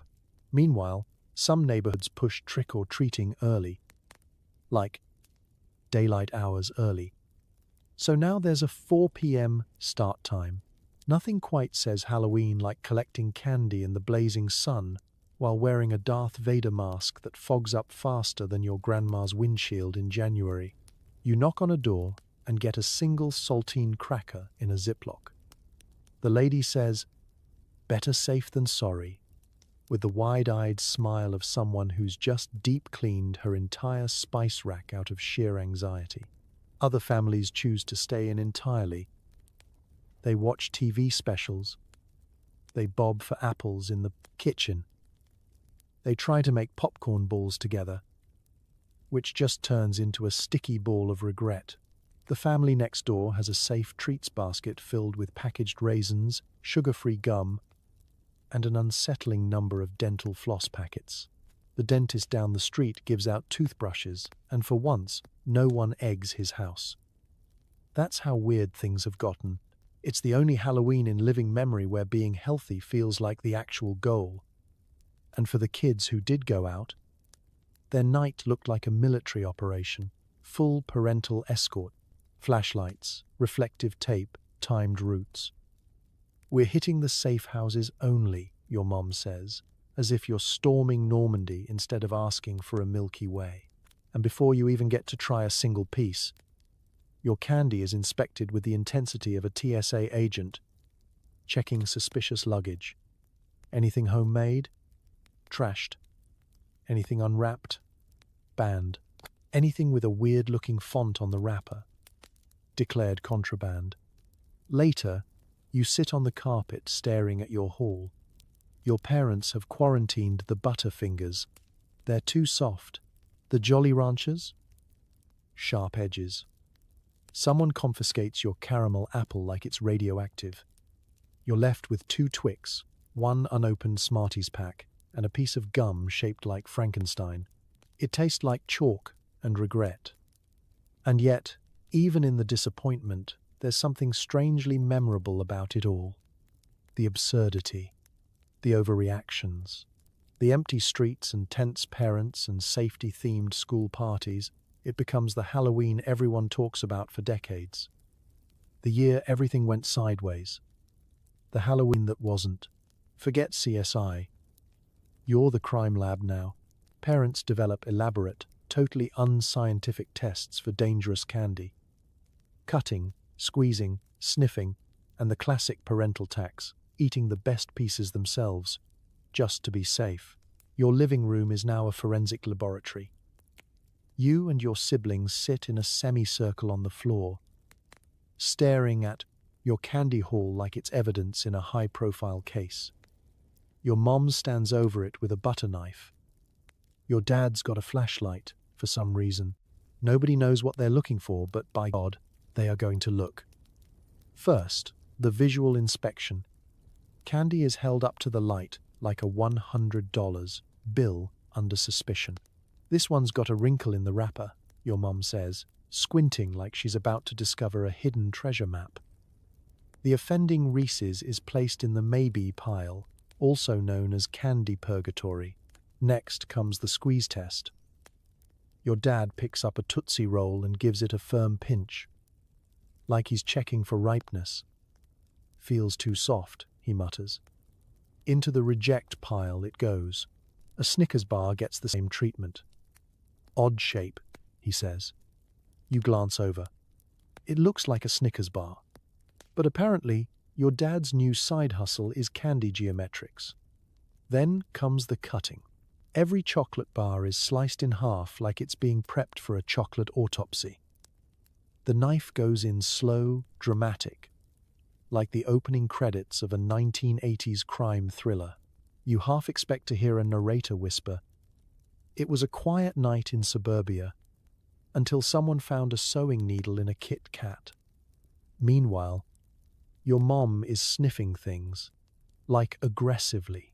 She opens a dum-dum, inhales deeply, and pauses like she's trying to identify the scent of cyanide behind the artificial grape. "This one smells off," she says ominously. You politely inform her that's just what grape-flavored things smell like. She's unconvinced. It goes in the trash. Gum gets unwrapped and stretched. Caramels are pulled apart to check for hidden metal. Lollipops are held up and spun under the ceiling light. One kid in your class swears his dad ran his whole candy bag through a metal detector, borrowed from a friend who used to work at the airport. Someone else says their uncle used a Geiger counter. That sounds fake, but you're too tired to argue. And then, of course, there's the taste test. This is the most ancient, powerful, and completely self-serving of all safety checks, also known as the parental tax. "Let me try that Butterfinger," your dad says, just to be sure. You look on in horror as he takes a large, confident bite. "Nope, this one's fine," he declares around a mouthful of peanut brittle and stolen dreams. Your mum, not to be outdone, calls dibs on the Twix. "You can't be too careful," she says, chewing slowly and with an almost suspicious level of enjoyment. This is repeated for all the high-risk candies. Kit Kats, M and Ms. Snickers, Reese's Cups, the heavy hitters.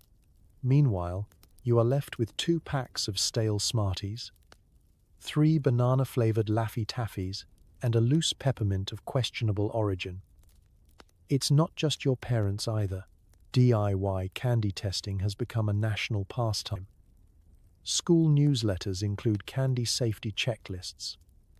Radio hosts run segments where parents call in with their homebrew safety tips. One guy recommends soaking candy in hot water to see if anything weird floats to the surface. Another lady microwaves her child's candy for 5 seconds to neutralize toxins. These people are not scientists. They are scared and honestly kind of having fun. Months after the murders, nobody trusts anything. Bottled water is suspicious. Grandma's fruitcake gets side-eyed. You find yourself examining Tic Tacs for tampering because you never know. It's the kind of fear that doesn't just fade. It lingers, like a weird smell in the fridge. You've already survived the media frenzy, the Halloween that wasn't, and the child-proofing revolution, but something's still stuck in your brain. It whispers things like, "What if someone poisoned the grape jelly?" Or, "Is this Capri Sun sealed enough?" You're not alone. Across America, the national mood is jittery. Supermarkets feel like potential crime scenes. People start inspecting items that were once considered untouchable. Bottled drinks, gum, shampoo, even soup cans. You watch your neighbor gently shake a can of peas before buying it, like it's going to confess its crimes under pressure. A man in front of you at the drugstore opens a box of tissues to make sure they're real. Everyone's just a little on edge. Even the most innocent food items start to feel sinister. Those iconic rolls of breath mince with the clicky lids. Suddenly, they look like tiny death traps. What if someone injected them with something? You hear someone whisper at a bus stop. And, for a split second, you wonder if they might be onto something. And then you remember they're talking about Tic Tacs. Welcome to 1983, where micromints are a legitimate source of anxiety. School lunchrooms aren't immune. Kids trade snacks with the caution of Cold War diplomats. "This Twinkie's unopened," says one 4th grader. But the edges feel weird. Another kid refuses a Capri Sun unless he personally stabs the straw in first, so no one can tamper with it. Someone's mom packs all their snacks in vacuum-sealed Tupperware with their initials scrawled in Sharpie, like they're worried a rogue pudding cup might stage an attack. And it's not just about food anymore. Trust in everything takes a nosedive. You go to the store and inspect your deodorant, wondering if it's been opened. You pick up a bottle of shampoo and twist the cap, just to be sure it still clicks. At one point, someone starts a rumor that soda bottles are being tampered with. So now your dad won't drink anything that doesn't hiss like a rattlesnake when opened. Even Grandma's fruitcake, the most indestructible object known to humankind, isn't safe. You stare at it suspiciously, fork hovering mid-air, wondering if the candied cherries are hiding something darker. Never mind that no one's ever finished a slice of fruitcake in recorded history. This year, it might actually kill you. Probably not, but maybe. And let's talk about bottled water. Previously, this was the most innocent object on the planet. But now, you're inspecting the cap seal like a chemist in a spy movie. If the ring under the lid looks even slightly askew, It goes straight into the trash. You're not taking chances, not with hydration. The thing is, no one really thinks they're in danger. But also, no one's totally sure they're not. It's a uniquely 80s blend of casual paranoia and polite anxiety. People still smile at the checkout counter. They still host dinner parties. But they also now include disclaimers about the food. This cake is store-bought, sealed until 5 minutes ago. Please enjoy. Eventually, the government tries to reassure everyone. There are public service announcements, reports saying the danger is over. Tylenol is back on shelves. But the seed has been planted. Once you've lived through a real-life horror story involving painkillers and packaging, it's hard to unring that bell. Trust has a longer recovery time than market share. So, you go about your life. You still buy candy, you still take medicine. But a little part of you always pauses. You give the bottle a shake. You give the packaging a second look. You don't expect trouble, but you check, just in case. Because the Tylenol panic didn't just end with headlines. It settled into people's routines, a soft, ever-present hum of maybe, quietly influencing how you unwrap your snacks and scan your shopping cart. The FBI pulls out all the stops, surveillance, profiles, and more dead-end leads than an Agatha Christie novel. But the person responsible, still at large, somewhere out there, possibly working in product design. It begins with a frenzy. This is the FBI's worst kind of mystery. No ransom note, no motive, no known victims beyond the unlucky, everyday people who just happen to take a pill at the wrong time. There's no suspect and no pattern, just cyanide-laced Tylenol and a trail of fear that stretches across Illinois and into every medicine cabinet in America. Agents descend on Chicago like a cloud of trench coats and briefcases. They interview pharmacists, store clerks, warehouse workers, and delivery drivers. Everyone's a potential witness or a suspect. One poor guy gets grilled for 30 minutes just because he has a chemistry degree and doesn't like aspirin.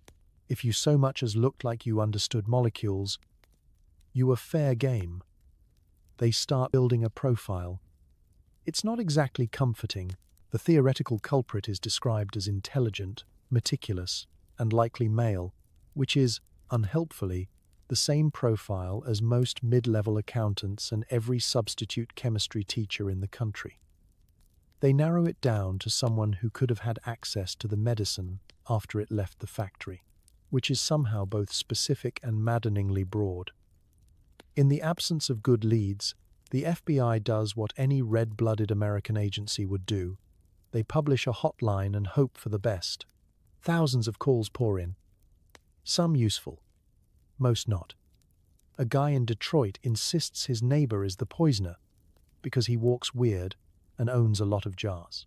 A woman in Kansas is sure it's her ex-husband because he once said medicine was a scam. A 12-year-old boy claims his school principal has bad vibes. The agents politely nod and take notes they will never, ever follow up on. Forensics teams pore over the tampered capsules, studying them with microscopes and tweezers like tiny crime scenes. They determine that the capsules were opened, filled with cyanide, and resealed with almost surgical precision. No fingerprints, no DNA, just a chilling level of care. It wasn't messy or rushed. It was done by someone calm, patient, and deeply terrifying. One name that keeps popping up is James W. Lewis, a man with a history of fraud and a flair for sketchy behavior. He even sends a letter to Johnson & Johnson demanding $1 million to make the killings stop. That's not subtle. He gets arrested, but for extortion, not murder.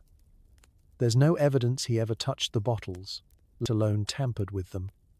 He remains the prime suspect in public imagination, but never gets convicted for the poisonings. The FBI keeps the case open and open and open. Decades pass. Agents retire. Files get boxed up and sent to storage. Every few years, someone dusts them off, runs a few new tests with updated tech, and nothing. No new leads, no breakthroughs. Just the same lingering question, who did it? Theories abound. Was it a lone wolf? A disgruntled employee? A random thrill seeker? Some speculate it was a test run for something bigger, though thankfully, nothing ever came next. Others think it was someone with a grudge against Johnson & Johnson, or just humanity in general. The motive remains as elusive as the suspect. And then there's the haunting possibility no one likes to say out loud, that the person responsible might have been someone completely ordinary, someone who never got caught, never tried again, and now lives a perfectly boring life, maybe designing packaging, or teaching science, or helping companies come up with tamper-proof containers. That's the part that sticks with you. That someone caused all this chaos, all this fear, with no name, no face, and no justice. The ultimate ghost in the machine, a phantom with a handful of cyanide and a terrifying grasp of logistics. Future Halloweens are changed forever. Gone are the days of unchecked candy trading and mystery popcorn balls. In their place, organized parties, sealed treats, and a generation with trust issues. You used to roam the neighborhood in a flimsy plastic mask with 2 nostril holes and a dream. No flashlight, no map, no adult in sight. Just you, a pack of sugar-hungry friends, and the vague understanding that if you made it back by 9 p.m., you wouldn't get grounded. You traded candy freely on the curb, swapping a full-size Butterfinger for a Charleston Chew like tiny Wall Street brokers in face paint. But now Halloween comes with laminated safety guides and designated safe zones. The first casualty is spontaneity. Kids no longer trick or treat freely. Instead, they attend events with titles like Harvest Safety Carnival or Community Costume Festival, no outside candy allowed. These are held at churches, schools, and sometimes a particularly ambitious strip mall. There's a raffle. There's face painting. There's usually a guy making balloon animals who clearly didn't sign up for this level of chaos. Candy.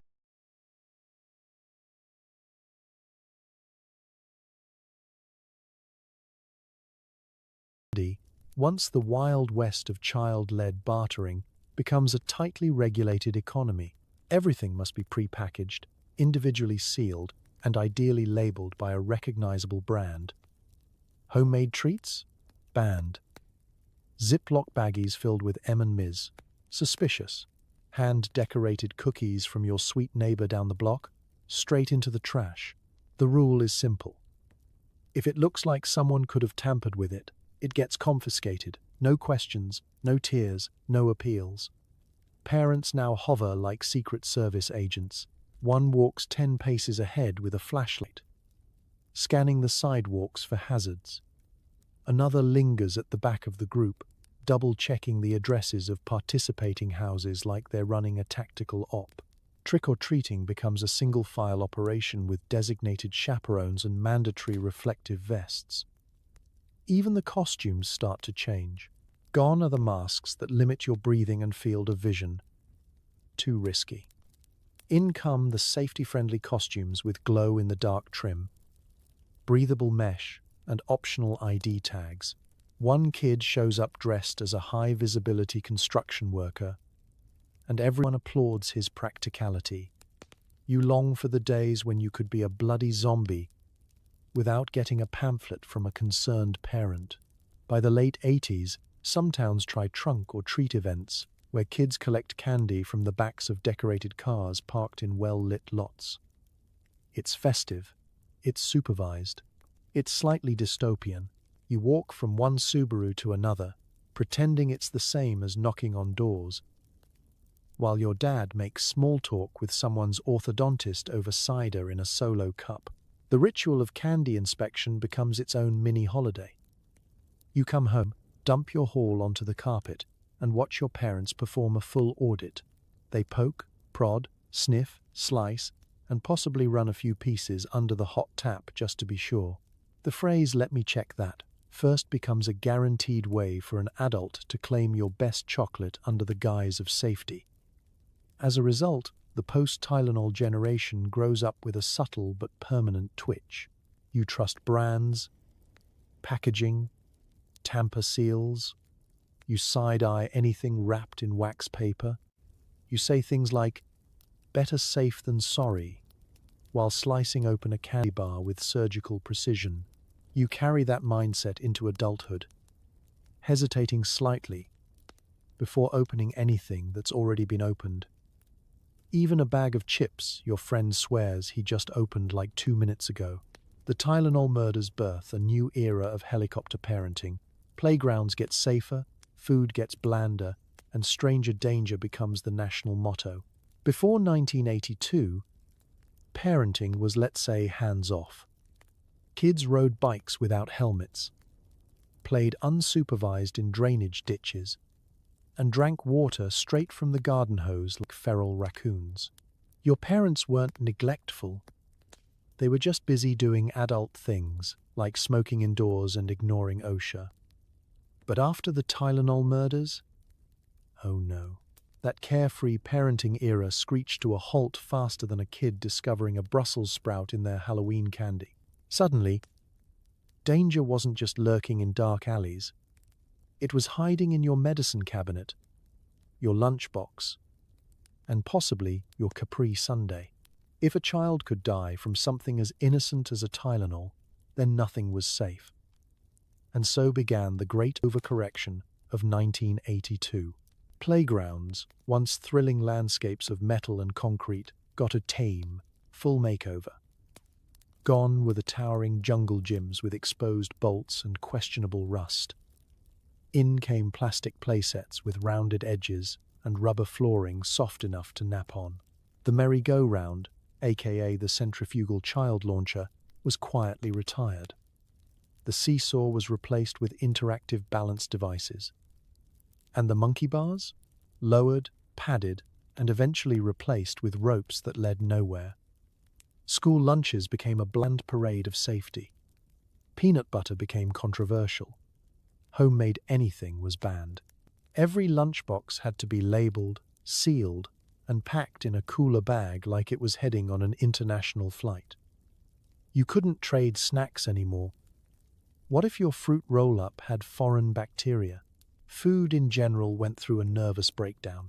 Packaged snacks now came with tamper-evident seals, expiration dates in 48-point font, and cautionary labels like "may" contain traces of nuts, soy, and existential dread. Parents began to fear anything not factory sealed. One kid brought a muffin from home and was treated like a hazmat threat. Another brought grapes and was asked, "Did you wash these?" But the biggest shift, the rise of the helicopter parent. Parents now hovered constantly. School drop-offs became dramatic rituals involving checklists, hugs, double hugs, emergency contact reviews, and reminders to never talk to strangers, even if that stranger is offering something fun, like candy or a job in television. Playdates were no longer spontaneous. They were scheduled, background checked, and monitored by at least one parent who sat nearby pretending to read Better Homes and Gardens while secretly watching everyone like a hawk. And speaking of strangers, oh boy. Stranger danger became the dominant fear of the decade. Forget monsters under the bed. Now the real threat was anyone your parents hadn't personally known for 20 years.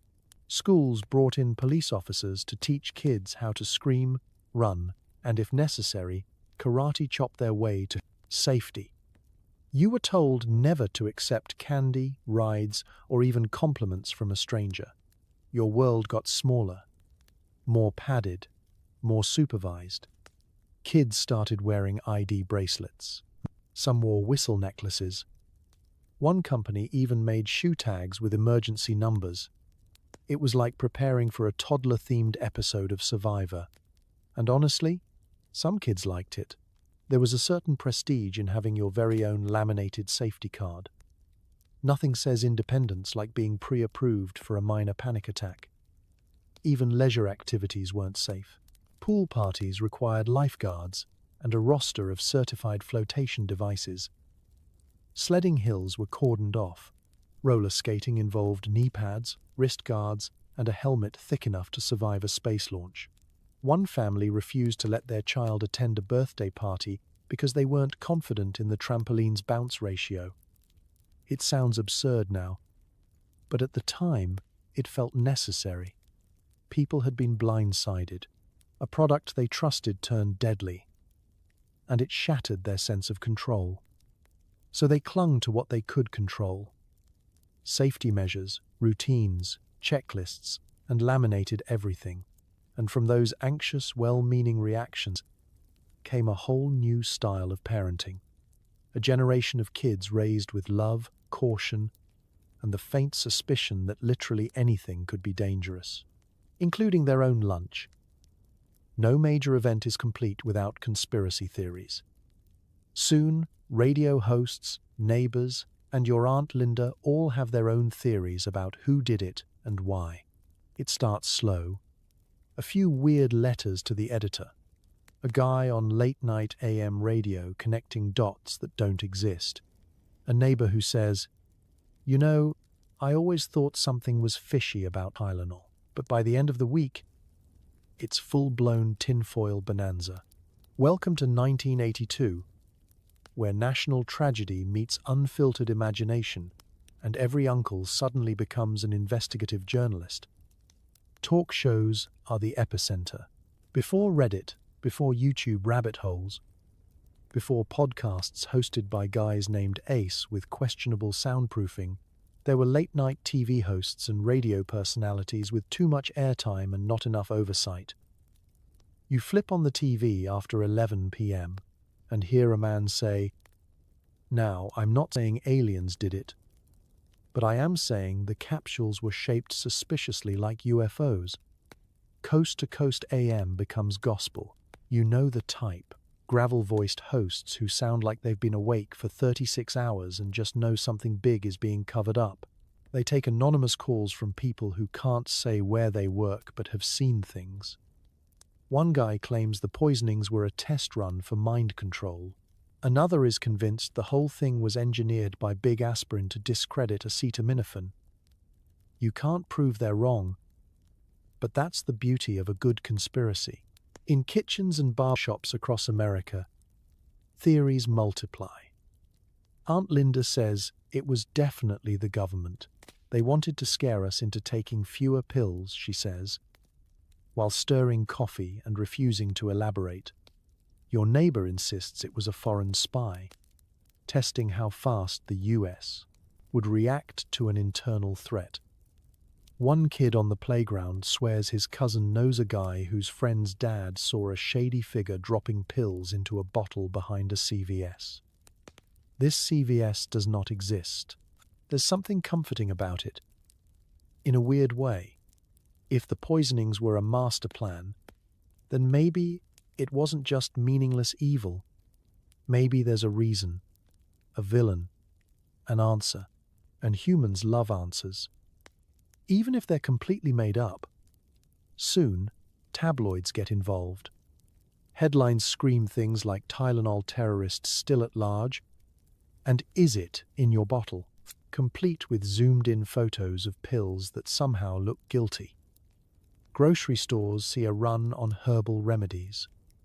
One guy starts selling essential oils out of a van. Another opens a vitamin shop with the slogan, "Nature doesn't kill you, Pharma does." There are whispers about copycats, about cover-ups, about secret files the FBI doesn't want you to see. One best-selling book claims to reveal the truth, but mostly just rehashes news clippings with spooky font. Daytime talk shows book panels of experts, conspiracy buffs, and occasionally a psychic. She holds a Tylenol bottle and announces, "I feel betrayal." The audience gasps. Even comedians get in on the act. Late-night monologues include lines like, Remember when your biggest worry was choking on a peanut M&M? Or, at this point, I trust gas station sushi more than over-the-counter meds. It's dark humor, sure, but also the only way some people process the weirdness. And then there's the strangest theory of all. Maybe no one will ever be caught. That idea settles in like a chill. If the person who did this could vanish into the background, unnoticed, untraceable, what else could they do? What other parts of everyday life could suddenly become unsafe? For a certain segment of the population, that question becomes obsession. In time, the theories evolve. Some die out. Others find new life online decades later, rebranded as deep dives or true crime content. But the seed planted in 1982 still grows in the minds of the paranoid, the curious, and the very bored, because nothing fuels a good conspiracy like a mystery with no ending. And nothing fuels a late-night host like a country full of people who suddenly trust nobody. Against all odds, Tylenol comes back, stronger, safer, and now with more seals than a marine park. You start to trust it again cautiously. It's a comeback story worthy of a daytime soap opera. Just months after becoming the most feared bottle in America, more terrifying than anything with a skull and crossbones label, Tylenol is staging a full redemption arc. Johnson & Johnson goes into public relations overdrive, flooding the airwaves with apologies, safety promises, and commercials that feel like they were written by your most guilt-ridden friend after accidentally spoiling a surprise party. Step 1. New packaging. Gone are the loose-lidded bottles of the early 80s. The new Tylenol comes armed like it's prepping for war. You've got foil seals, shrink-wrapped necks, cotton plugs, warning labels, and a cap that requires a minor engineering degree to open. Taking a single pill becomes a multi-step ritual involving tools, light aerobic stretching, and possibly calling your dad. And Americans notice. At first, the triple-sealed bottles feel like overkill. You hear grumbles. Do I really need to go through airport security just to open some Tylenol? But secretly, it feels good. Comforting. Like locking your doors and installing a moat. The branding also gets a glow-up. Tylenol isn't just fast relief anymore. It's trusted fast relief. The word safety is printed on everything short of the pills themselves.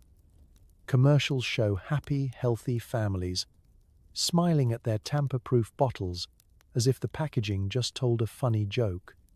The music is soft. The message is clear. We get it. We messed up. But we fixed it. Please love us again. And America slowly does. Sales recover. Trust rebuilds. By the mid-80s, Tylenol is back on top. It becomes the go-to painkiller again. Not just because it works, but because it now feels like the pharmaceutical equivalent of a heavily fortified bunker. You look at a bottle of aspirin and think, seems flimsy. But Tylenol? Tylenol looks like it's been pre-screened by the FBI and kissed by angels. It helps that Johnson & Johnson doesn't pretend it never happened. They lean in. They hold up their response as a model of corporate responsibility. Business schools praise them. Crisis management experts quote them. And other companies take note. Suddenly, tamper-evident everything is the standard. Not just medicine, juice bottles, ketchup, even some peanut butter jars get the fortress treatment. All thanks to Tylenol's very public disaster and even more public recovery. But the redemption arc isn't just about seals and caps. It's emotional, psychological. You, personally, start to come around. You open your new Tylenol bottle. You see the seals, feel the resistance of the safety cap, hear the crinkle of the foil as you peel it back. There's no sinister chill in the air, just the mundane, comforting struggle of trying to get relief for your headache without launching cotton across the room. And while you're still cautious, still doing a quick glance at the pills to make sure they look normal, You're not afraid anymore. Not really. The ghost of 1982 lingers, sure, but it's fading, wrapped in layers of plastic, foam, and hard-earned trust. You may never forget the panic, but you start to believe in safety again, in standards, in companies actually learning something, for once. So yes, the Tylenol bottle now has more security features than a Las Vegas casino. But that's not the punchline. The punchline is, it worked. Tylenol came back. It's still in your cabinet. And if you're being honest, you kind of like the new cap. The Tylenol murders left a permanent scar on the American psyche, and on Halloween, even decades later, the shadow of tampering haunts every autumn. You wouldn't think a handful of pills could change how an entire generation thought about trust, safety, and trick-or-treating. But here we are. It's been years, decades, since 1982, and yet every fall, like clockwork, the echoes return. Subtle, but unmistakable, a nervous energy in grocery store aisles. A double check of every wrapper. A quiet, inherited caution passed down like an heirloom. The original panic may have faded, but the cultural memory lingers like an unwanted raisin in a mini box of trail mix. People who were kids during the Tylenol panic grew up to become parents who watched Halloween like it was a heist in progress. Every candy wrapper was suspect, every unwrapped treat, immediately trashed. Apples were never trusted again. Not that they were ever welcome in a trick-or-treat bag to begin with. But now, they might as well be laced with dynamite. And the rituals stuck. You can still find parents on October 31st sitting at the kitchen table, sorting candy under LED lighting like amateur forensic techs. The phrase, "let me check that first," is still muttered every Halloween night across the country. By people who were too young to remember the Tylenol murders, but were raised by those who never forgot. It's muscle memory now. Cultural reflex. A tradition rooted not in joy, but in survival. Packaging, too, still carries the fingerprint of that moment. Every bottle of medicine, every safety seal, every triple-layered cap is a direct descendant of 1982. And while most people no longer actively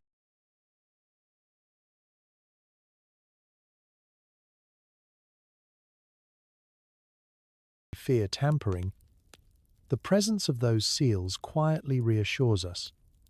It's why you get annoyed when a bottle doesn't click or crinkle or require minor surgery to open, because deep down, we equate resistance with protection. If it's hard to open, it must be safe. But the fallout isn't just physical, it's psychological. After Tylenol, Americans developed what some psychologists refer to as ambient anxiety. It's not fear in the traditional sense. It's not screaming or running or panic in the streets. It's more like a constant hum, a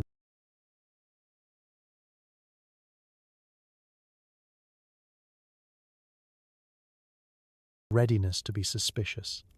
The idea that safety is an illusion and anything could be dangerous if you don't look closely enough. It bled into other areas too.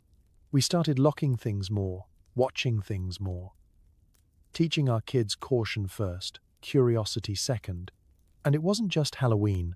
Birthday parties, school lunches, even Easter baskets got a little more sanitized. Individually wrapped became shorthand for worthy of trust. And the media never forgot. Every few years, especially in October, some network re-airs a special on the Tylenol murders.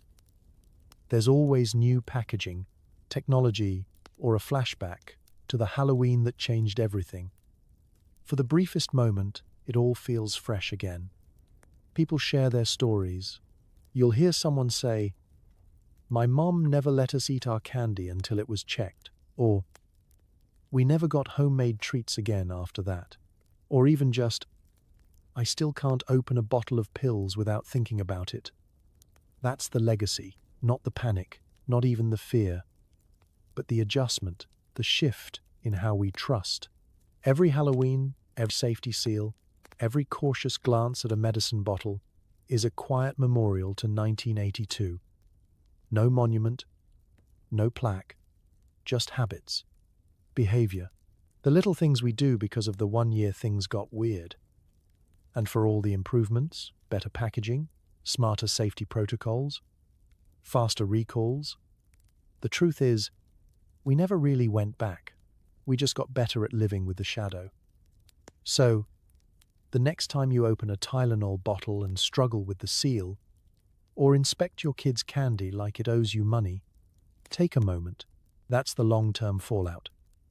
Still with us, still sealed, still shaping Halloween, one wrapper at a time. You try to relive the glory days of Halloween, but things just aren't the same. Maybe it's the cellophane wrappers, maybe it's adulthood, or maybe it's the lingering sense that innocence doesn't come shrink-wrapped anymore. There was a time when Halloween was chaos in the best possible way. Kids roamed unsupervised, wrapped in capes made of pillowcases and optimism. You knocked on strange doors, got handed homemade popcorn balls from a lady in a witch hat, and thought nothing of it. Some houses handed out full candy bars, some gave coins, and at least one guy handed out bookmarks for reasons no one ever understood. It was weird, a little grimy, and full of magic. But now, Halloween feels curated, controlled. You walk into a big box store in September, and it's already been packaged, pre-approved, and priced for mass consumption. Candy is individually wrapped within an inch of its life. You go to a Halloween party and see bowls filled with fun-size candy that's been double-bagged like it's radioactive. No one gives out popcorn balls anymore. No one even knows what they were. The fear that once gripped the country, the one born in 1982 with poisoned Tylenol and whispers of razor-laced candy, never fully left. It evolved. It settled into the bones of Halloween like a ghost that won't move on.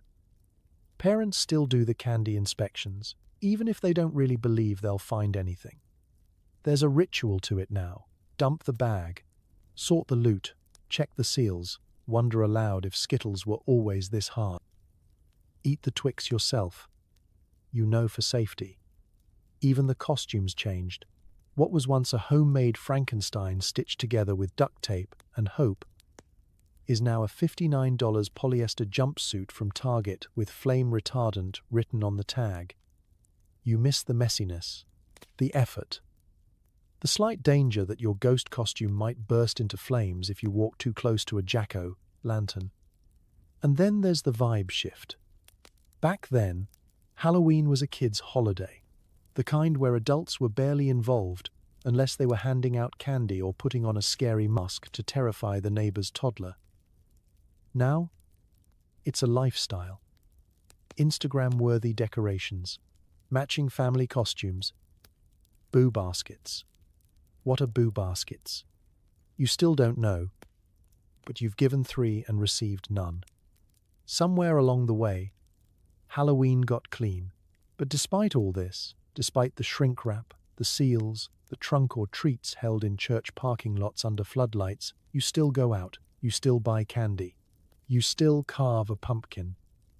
Because even if it isn't what it used to be, you want it to be. You want to recreate that flicker of magic from the days before we distrusted everything. You see it in the kids. They don't remember 1982. They don't know about cyanide or candy scares or news anchors grimly warning about licorice laced with doom. They just want to be Spider-Man, or a witch, or a dinosaur with a tail that knocks things off shelves. They don't check wrappers. They just rip and devour. Their joy is unsealed, uninspected, and completely authentic. And maybe that's what's left of the old Halloween, the kids who don't know to be afraid yet. So no, Halloween didn't fully recover. It adapted. It got safer, smaller, and a little sadder. But it didn't disappear. It just grew up with the rest of us. And every year, As October 31st rolls around, we try again. We light the pumpkins, we hand out the candy, we walk the sidewalks, half listening for laughter and hoping the magic comes back, if only for a few hours. Because deep down, we all miss the Halloween that didn't come with a warning label. And maybe, just maybe, we still believe it could come back. Wrapped in nostalgia, covered in chocolate, and totally unsafe in the best possible way. So why do we keep coming back to this story, year after year? Maybe it's because it's the perfect blend of nostalgia, cautionary tale, and the deep need to believe we can keep our kids safe, even when we're mostly just winging it. Every Halloween it resurfaces. Somewhere between the pumpkin spice and the skeleton lawn ornaments, someone brings it up. Remember the Tylenol thing? They'll say. Usually while unwrapping a Snickers with surgical precision. It's said with a tone that's half spooky campfire story, half mom who's been through it. And everyone nods, knowingly, even if they weren't alive when it happened, because by now, it's more than news. It's folklore. It lives in urban legends, in candy inspection rituals, in vague warnings about not eating anything that looks off. It's whispered in parent groups, referenced on Halloween safety posters, and embedded in our cultural muscle memory like a ghost story we all agreed to take seriously. It's part myth, part memory, and part coping mechanism. We don't just tell it to scare each other, we tell it to feel like we're in control of the scary things. The Tylenol murders are that rare kind of true crime that doesn't just fascinate us, it changed us. Unlike other cases that become documentaries or podcast binges, this one affected something mundane, something intimate. Not just crime scenes and shady motels, but the little red and white capsule in your medicine cabinet, the one you trusted, the one you gave your kid for a fever. That's why we remember, and that's why we keep telling it. Because it made us reevaluate the illusion of safety in our everyday lives. It didn't target the reckless or the criminal. It targeted the careful, the sick, the innocent. It took the most ordinary act, taking a Tylenol for a headache, and turned it into a national trauma, a slow-motion horror show without a villain you could catch or a motive you could understand. And even after all the safety measures, all the seals, all the changes, it still left a mark. The story doesn't end neatly. There's no satisfying arrest, no court trial to binge watch, just uncertainty, a mystery with a long shadow. That's hard to let go of. But we also tell the story because we want to believe in our resilience. The way parents changed overnight, the way the public demanded action, the way a corporation shockingly did the right thing instead of going full deny and deflect. It's not just a story about fear, it's a story about how people responded to fear. Imperfectly, yes, but with purpose, with intention, and yeah, with a little overkill. Okay, a lot of overkill. Nobody needs a candy X-ray machine. But still, in the end,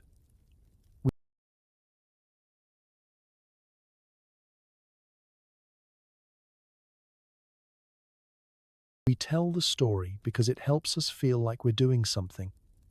Like by remembering, we're guarding against it ever happening again. Like if we remind our kids not to eat open candy, or we check that safety seal one more time, we're part of the solution. Even if it's mostly theater. Even if it's mostly for us. Because what else can you do, really? You can't prevent every bad thing.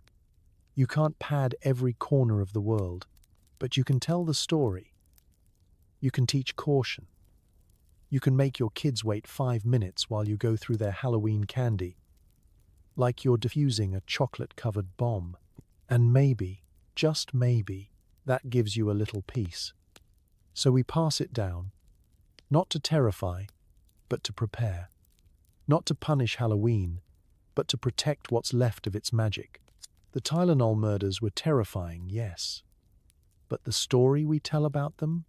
That's not about poison.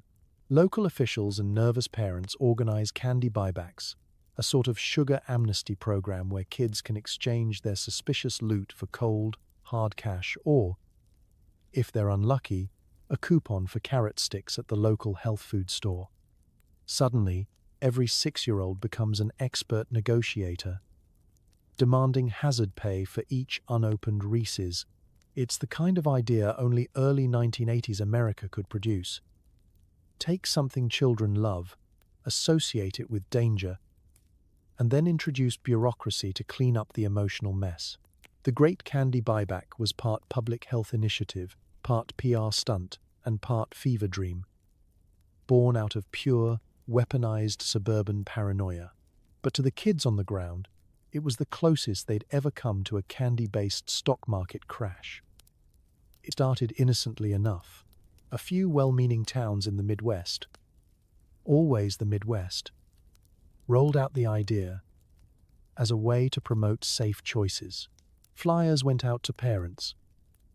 Turn in your Halloween candy, receive a reward, and rest easy. Sounds wholesome, almost noble. And then the chaos began. Kids showed up dragging pillowcases and plastic pumpkins filled with loot, eyeing local officials like sketchy pawnshop owners. A Snickers was worth at least 50 cents. A full-size Hershey bar, a crisp $1. But candy corn? You practically had to pay them to take it.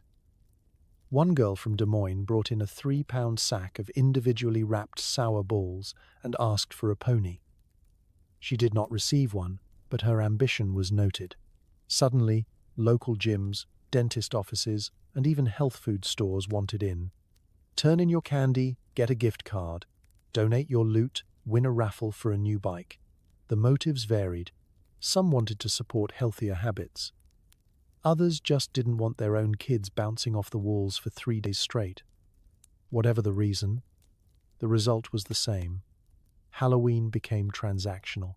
Some buyback locations offered toys in exchange for candy. This led to some tough decisions.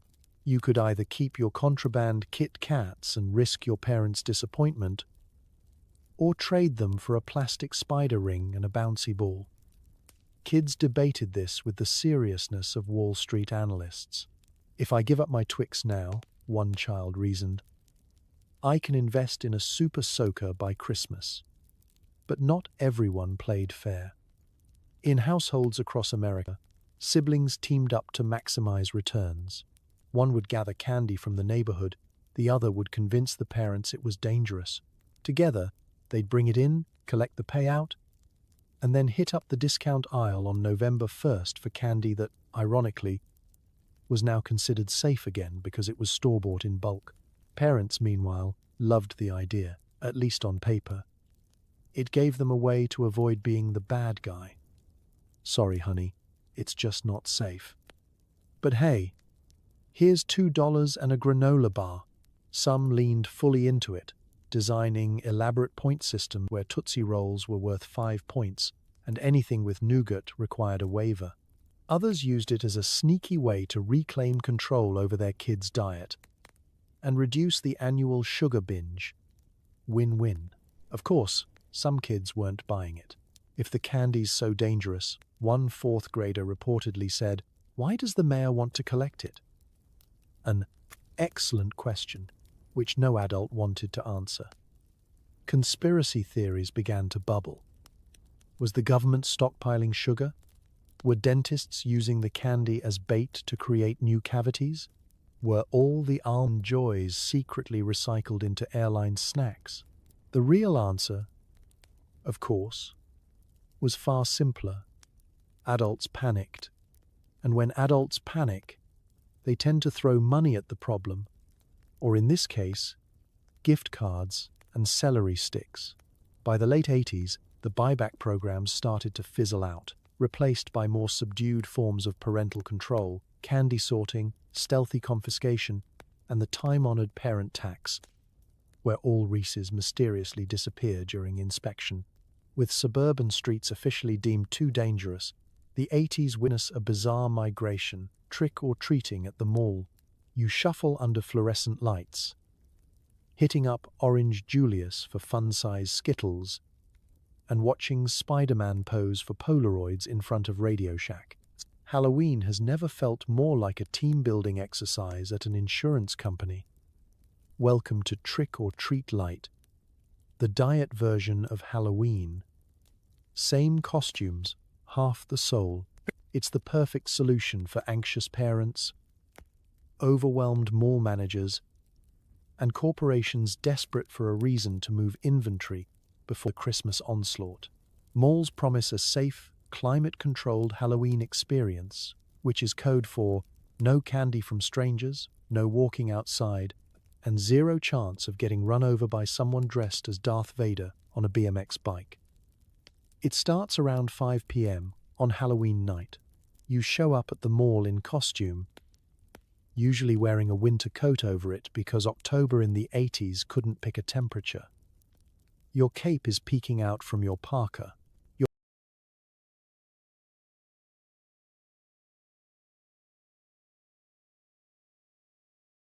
Your plastic mask fogs up as soon as you walk through the automatic doors. You pass a sparrow and try not to trip over a toddler dressed as a crayon. The food court smells like ketchup and confusion. The stores get in on the act, sort of. Some go all out. Spencer's Gifts has a fog machine and a skeleton that screams when you walk by. Claire's hands out glittery stickers and exactly one Tootsie Pop. Other stores are less committed. JCPenney offers a firm handshake and a Werther's Original. Kay Jewelers gives out coupons for promise rings. One employee at Foot Locker tries to give out mint-flavored shoe inserts before getting written up. The entire experience feels like a cross between a scavenger hunt and a corporate trust fall. You line up at each store's door while an employee dressed as someone who hates their job drops a fun-size candy into your branded plastic pumpkin. There's a map of participating stores, but half of them aren't actually participating, and the other half ran out of candy by 6:15. You spend more time dodging shopping carts than ghosts. There's usually some sort of entertainment, if you can call it that. Maybe a DJ playing Monster Mash on loop. Maybe a clown twisting balloon swords next to the ATM. Maybe a local weatherman judging the costume contest with dead eyes and a sponsored coffee cup. Your best hope for fun is the chance someone falls into the mall fountain, which thankfully happens more often than you'd think. And then there's the vibe.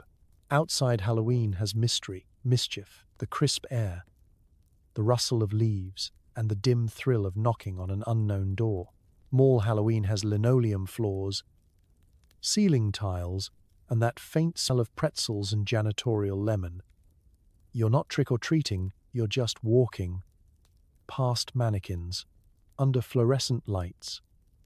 It's as spooky as a tax seminar, but with more Hello Kitty bags. But here's the thing. It works. At least, it technically works. The kids get candy, the parents get peace of mind, and no one gets a suspicious popcorn ball wrapped in a damp paper towel.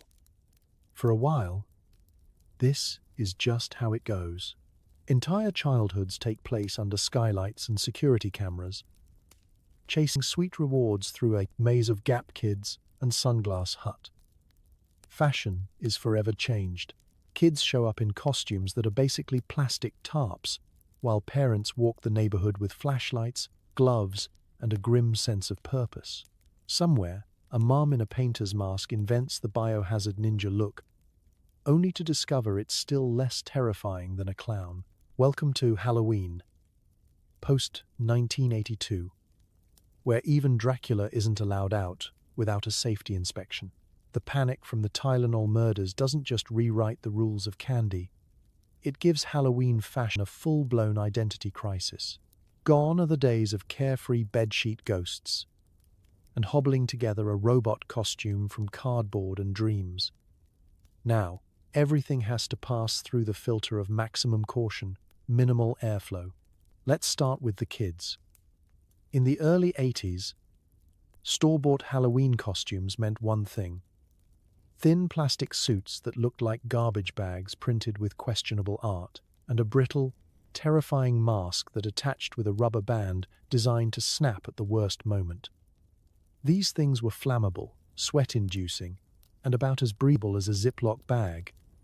But kids loved them.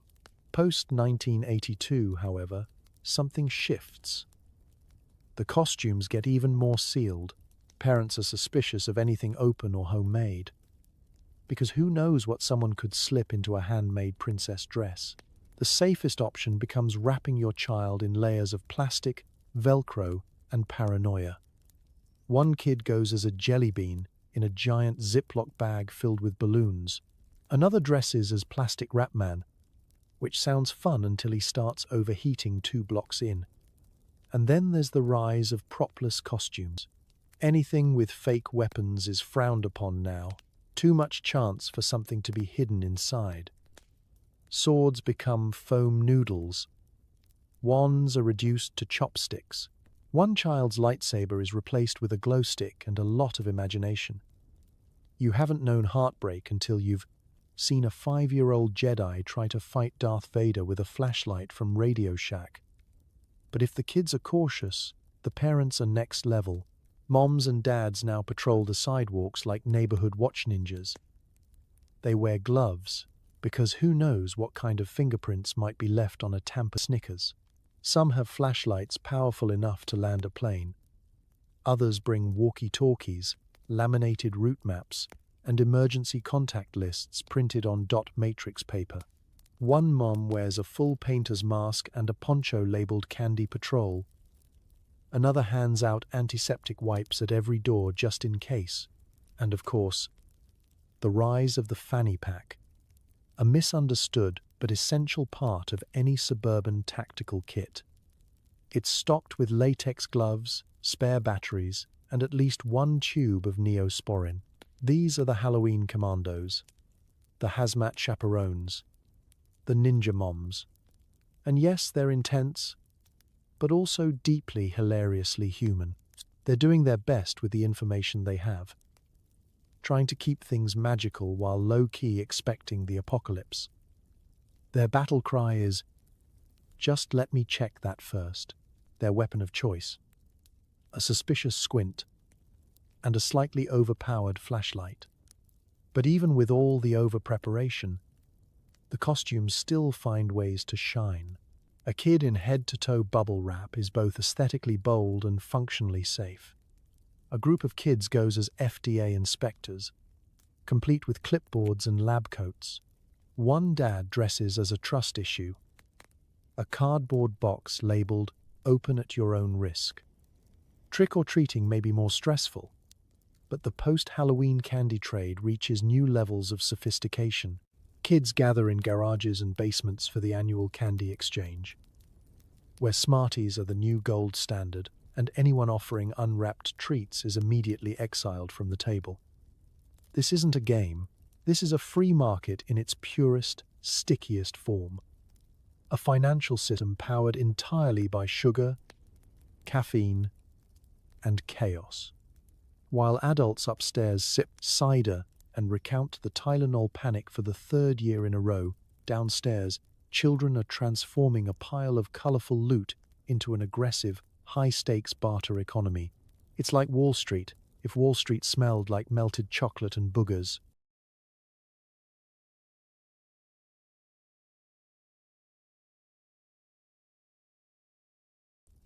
Everyone has their own currency system. Fun-size Snickers, strong, stable, always in demand. Pixie sticks, volatile, sky-high value early in the night. But they tank fast once someone realizes they're basically colorful dust in a straw. Candy corn, practically worthless unless you're dealing with a toddler who doesn't know any better. And then there's the foreign market.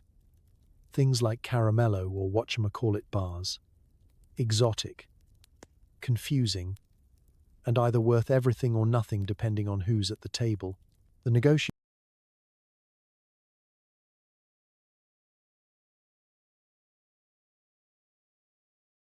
Negotiations begin fast and ruthless. Kids lay out their stash like medieval merchants. Everything's sorted by category: chocolates, gummies, suckers, and the dreaded miscellaneous, which includes that one peanut chew from 1976 that somehow keeps circulating year after year. There's always a kid who brings a calculator, another with a ledger, and one future economist who's color-coded their inventory spreadsheet in a trapper keeper. Rules emerge quickly. Rule number 1, no open wrappers. Doesn't matter if it was just a tear. If there's air inside the wrapper, it's radioactive. Toss it or trade it to your little brother. Rule number 2, no off-brand candy. If the label just says candy bar in Comic Sans, congratulations, you're holding either a granola bar or a lawsuit. It's automatically ineligible for trade. Rule number, no raisins. This isn't a health food swap. This is Halloween. There's no place for moral fiber here. Now comes the strategic trading phase. A Butterfinger can go for up to 3 Dum-Dums and a Twizzler if you know the right buyer. Skittles are traded in handfuls, but M&Ms must be color verified for fairness. The chocolate-to-fruit ratio must be carefully maintained, lest someone end up with a portfolio full of banana Laffy Taffy, a literal junk bond. There's always one kid who hoards. Let's call him Jeremy. Jeremy shows up with an overflowing bag and refuses to trade until someone cracks and offers 5 Reese's for 1 Snickers. He's hated and respected in equal measure. Somewhere deep in his soul, Jeremy is preparing for a future in hedge funds. Then there's the charitable trader, the kid who gives away their almond joys because they just don't like coconut. This person is either a genuine angel or planning to ask you for a favor during recess tomorrow. Either way, you take the candy and don't ask questions. The energy in the room is electric. Snack-sized power brokers make rapid deals, whispering secrets, forming short-lived alliances, and accusing each other of price gouging. Someone tries to introduce IOUs. I'll give you a Kit Kat now, and you owe me a Twix at lunch. This goes poorly. Debt leads to betrayal. Betrayal leads to war. Friendships are tested. But by the end of the night, everyone walks away a little stickier and a little richer, either in chocolate or in valuable lessons about supply and demand. And the parents? From this moment on, every sealed snack comes with a shot of suspicion. Is your granola bar safe? Did someone mess with your juice box? Even opening a tube of toothpaste feels like a leap of faith. You never quite trust that little paper seal again. And breakfast is now a daily exercise in cautious optimism. After the Tylenol murders, America didn't just lose its sense of safety, it lost its packaging innocence. Before 1982, seals were something you found in aquariums and wax-stamped letters from mysterious uncles. But now, every snack, tube, and bottle comes armored like it's prepping for a cross-country flight in the overhead compartment of your least favorite airline. It starts in the medicine cabinet. You go to pop open a new bottle of pain reliever, and suddenly you're trapped in a multi-step puzzle box. First, the outer plastic wrap. Then the child-proof cap, which only opens if you're pressing down, turning left, and humming the national anthem. Inside, a foil seal. Under that, a cotton ball so tightly wedged it might have been installed by NASA. You start wondering if the headache is worth it. But the paranoia doesn't stop with pills. Snack time becomes a small-scale thriller. You reach for a pudding cup and stare at the foil lid like it personally insulted your family. Is it supposed to crinkle like that? Was that hiss normal? Should applesauce ever bubble? You find yourself squinting at expiration dates, comparing fonts on wrappers, and giving Capri Suns the kind of shake you'd normally reserve for spray paint. Juice boxes, formerly innocent childhood fuel, now seem suspect. You remember the story someone's cousin's neighbor told about the one time they found a weird smell inside a high C? Is it true? No one knows. But you definitely sniff every straw before sipping, just in case. And don't get started on jars. Peanut butter? That pop when you open it becomes a live or die test. No pop? Throw it out. Too loud of a pop? Also throw it out. Salsa? You tap the lid like a bomb technician before even turning it. If there's a single crumb under the seal, you're calling the manufacturer's hotline and maybe your local priest. Suddenly, the kitchen is less heart of the home and more containment lab. You're not just eating. You're running a one-person FDA inspection. You take mental notes of what normal packaging looks like, so you can detect subtle changes. If a corner of your granola bar wrapper is bent weird, it goes in the trash. You can't take chances. That's how they get you. And it's not just the food. Lip balm, shampoo, even makeup starts to come with seals. You twist a cap and hesitate. Has this been opened before? Is the plastic broken? Are you about to apply danger directly to your lips? No one is spared. Trust has become a currency, and it's in short supply. The worst part? You start passing this anxiety on. You catch yourself giving suspicious glares to your kid's applesauce pouch. You hear yourself say, "Don't eat anything if the wrapper's already open," and realize you sound exactly like your own mom in 1983. The cycle continues. And so, as you settle into bed tonight, surrounded by pillows, blissfully free of tamper-evident seals, and with no need to have your snacks x-rayed, let's take a quiet moment to appreciate just how weird, stressful, and absurd history can be. Because somehow, a handful of poisoned Tylenol capsules in 1982 managed to steal an entire country's sense of safety, and, for one Halloween, turned every parent into a part-time detective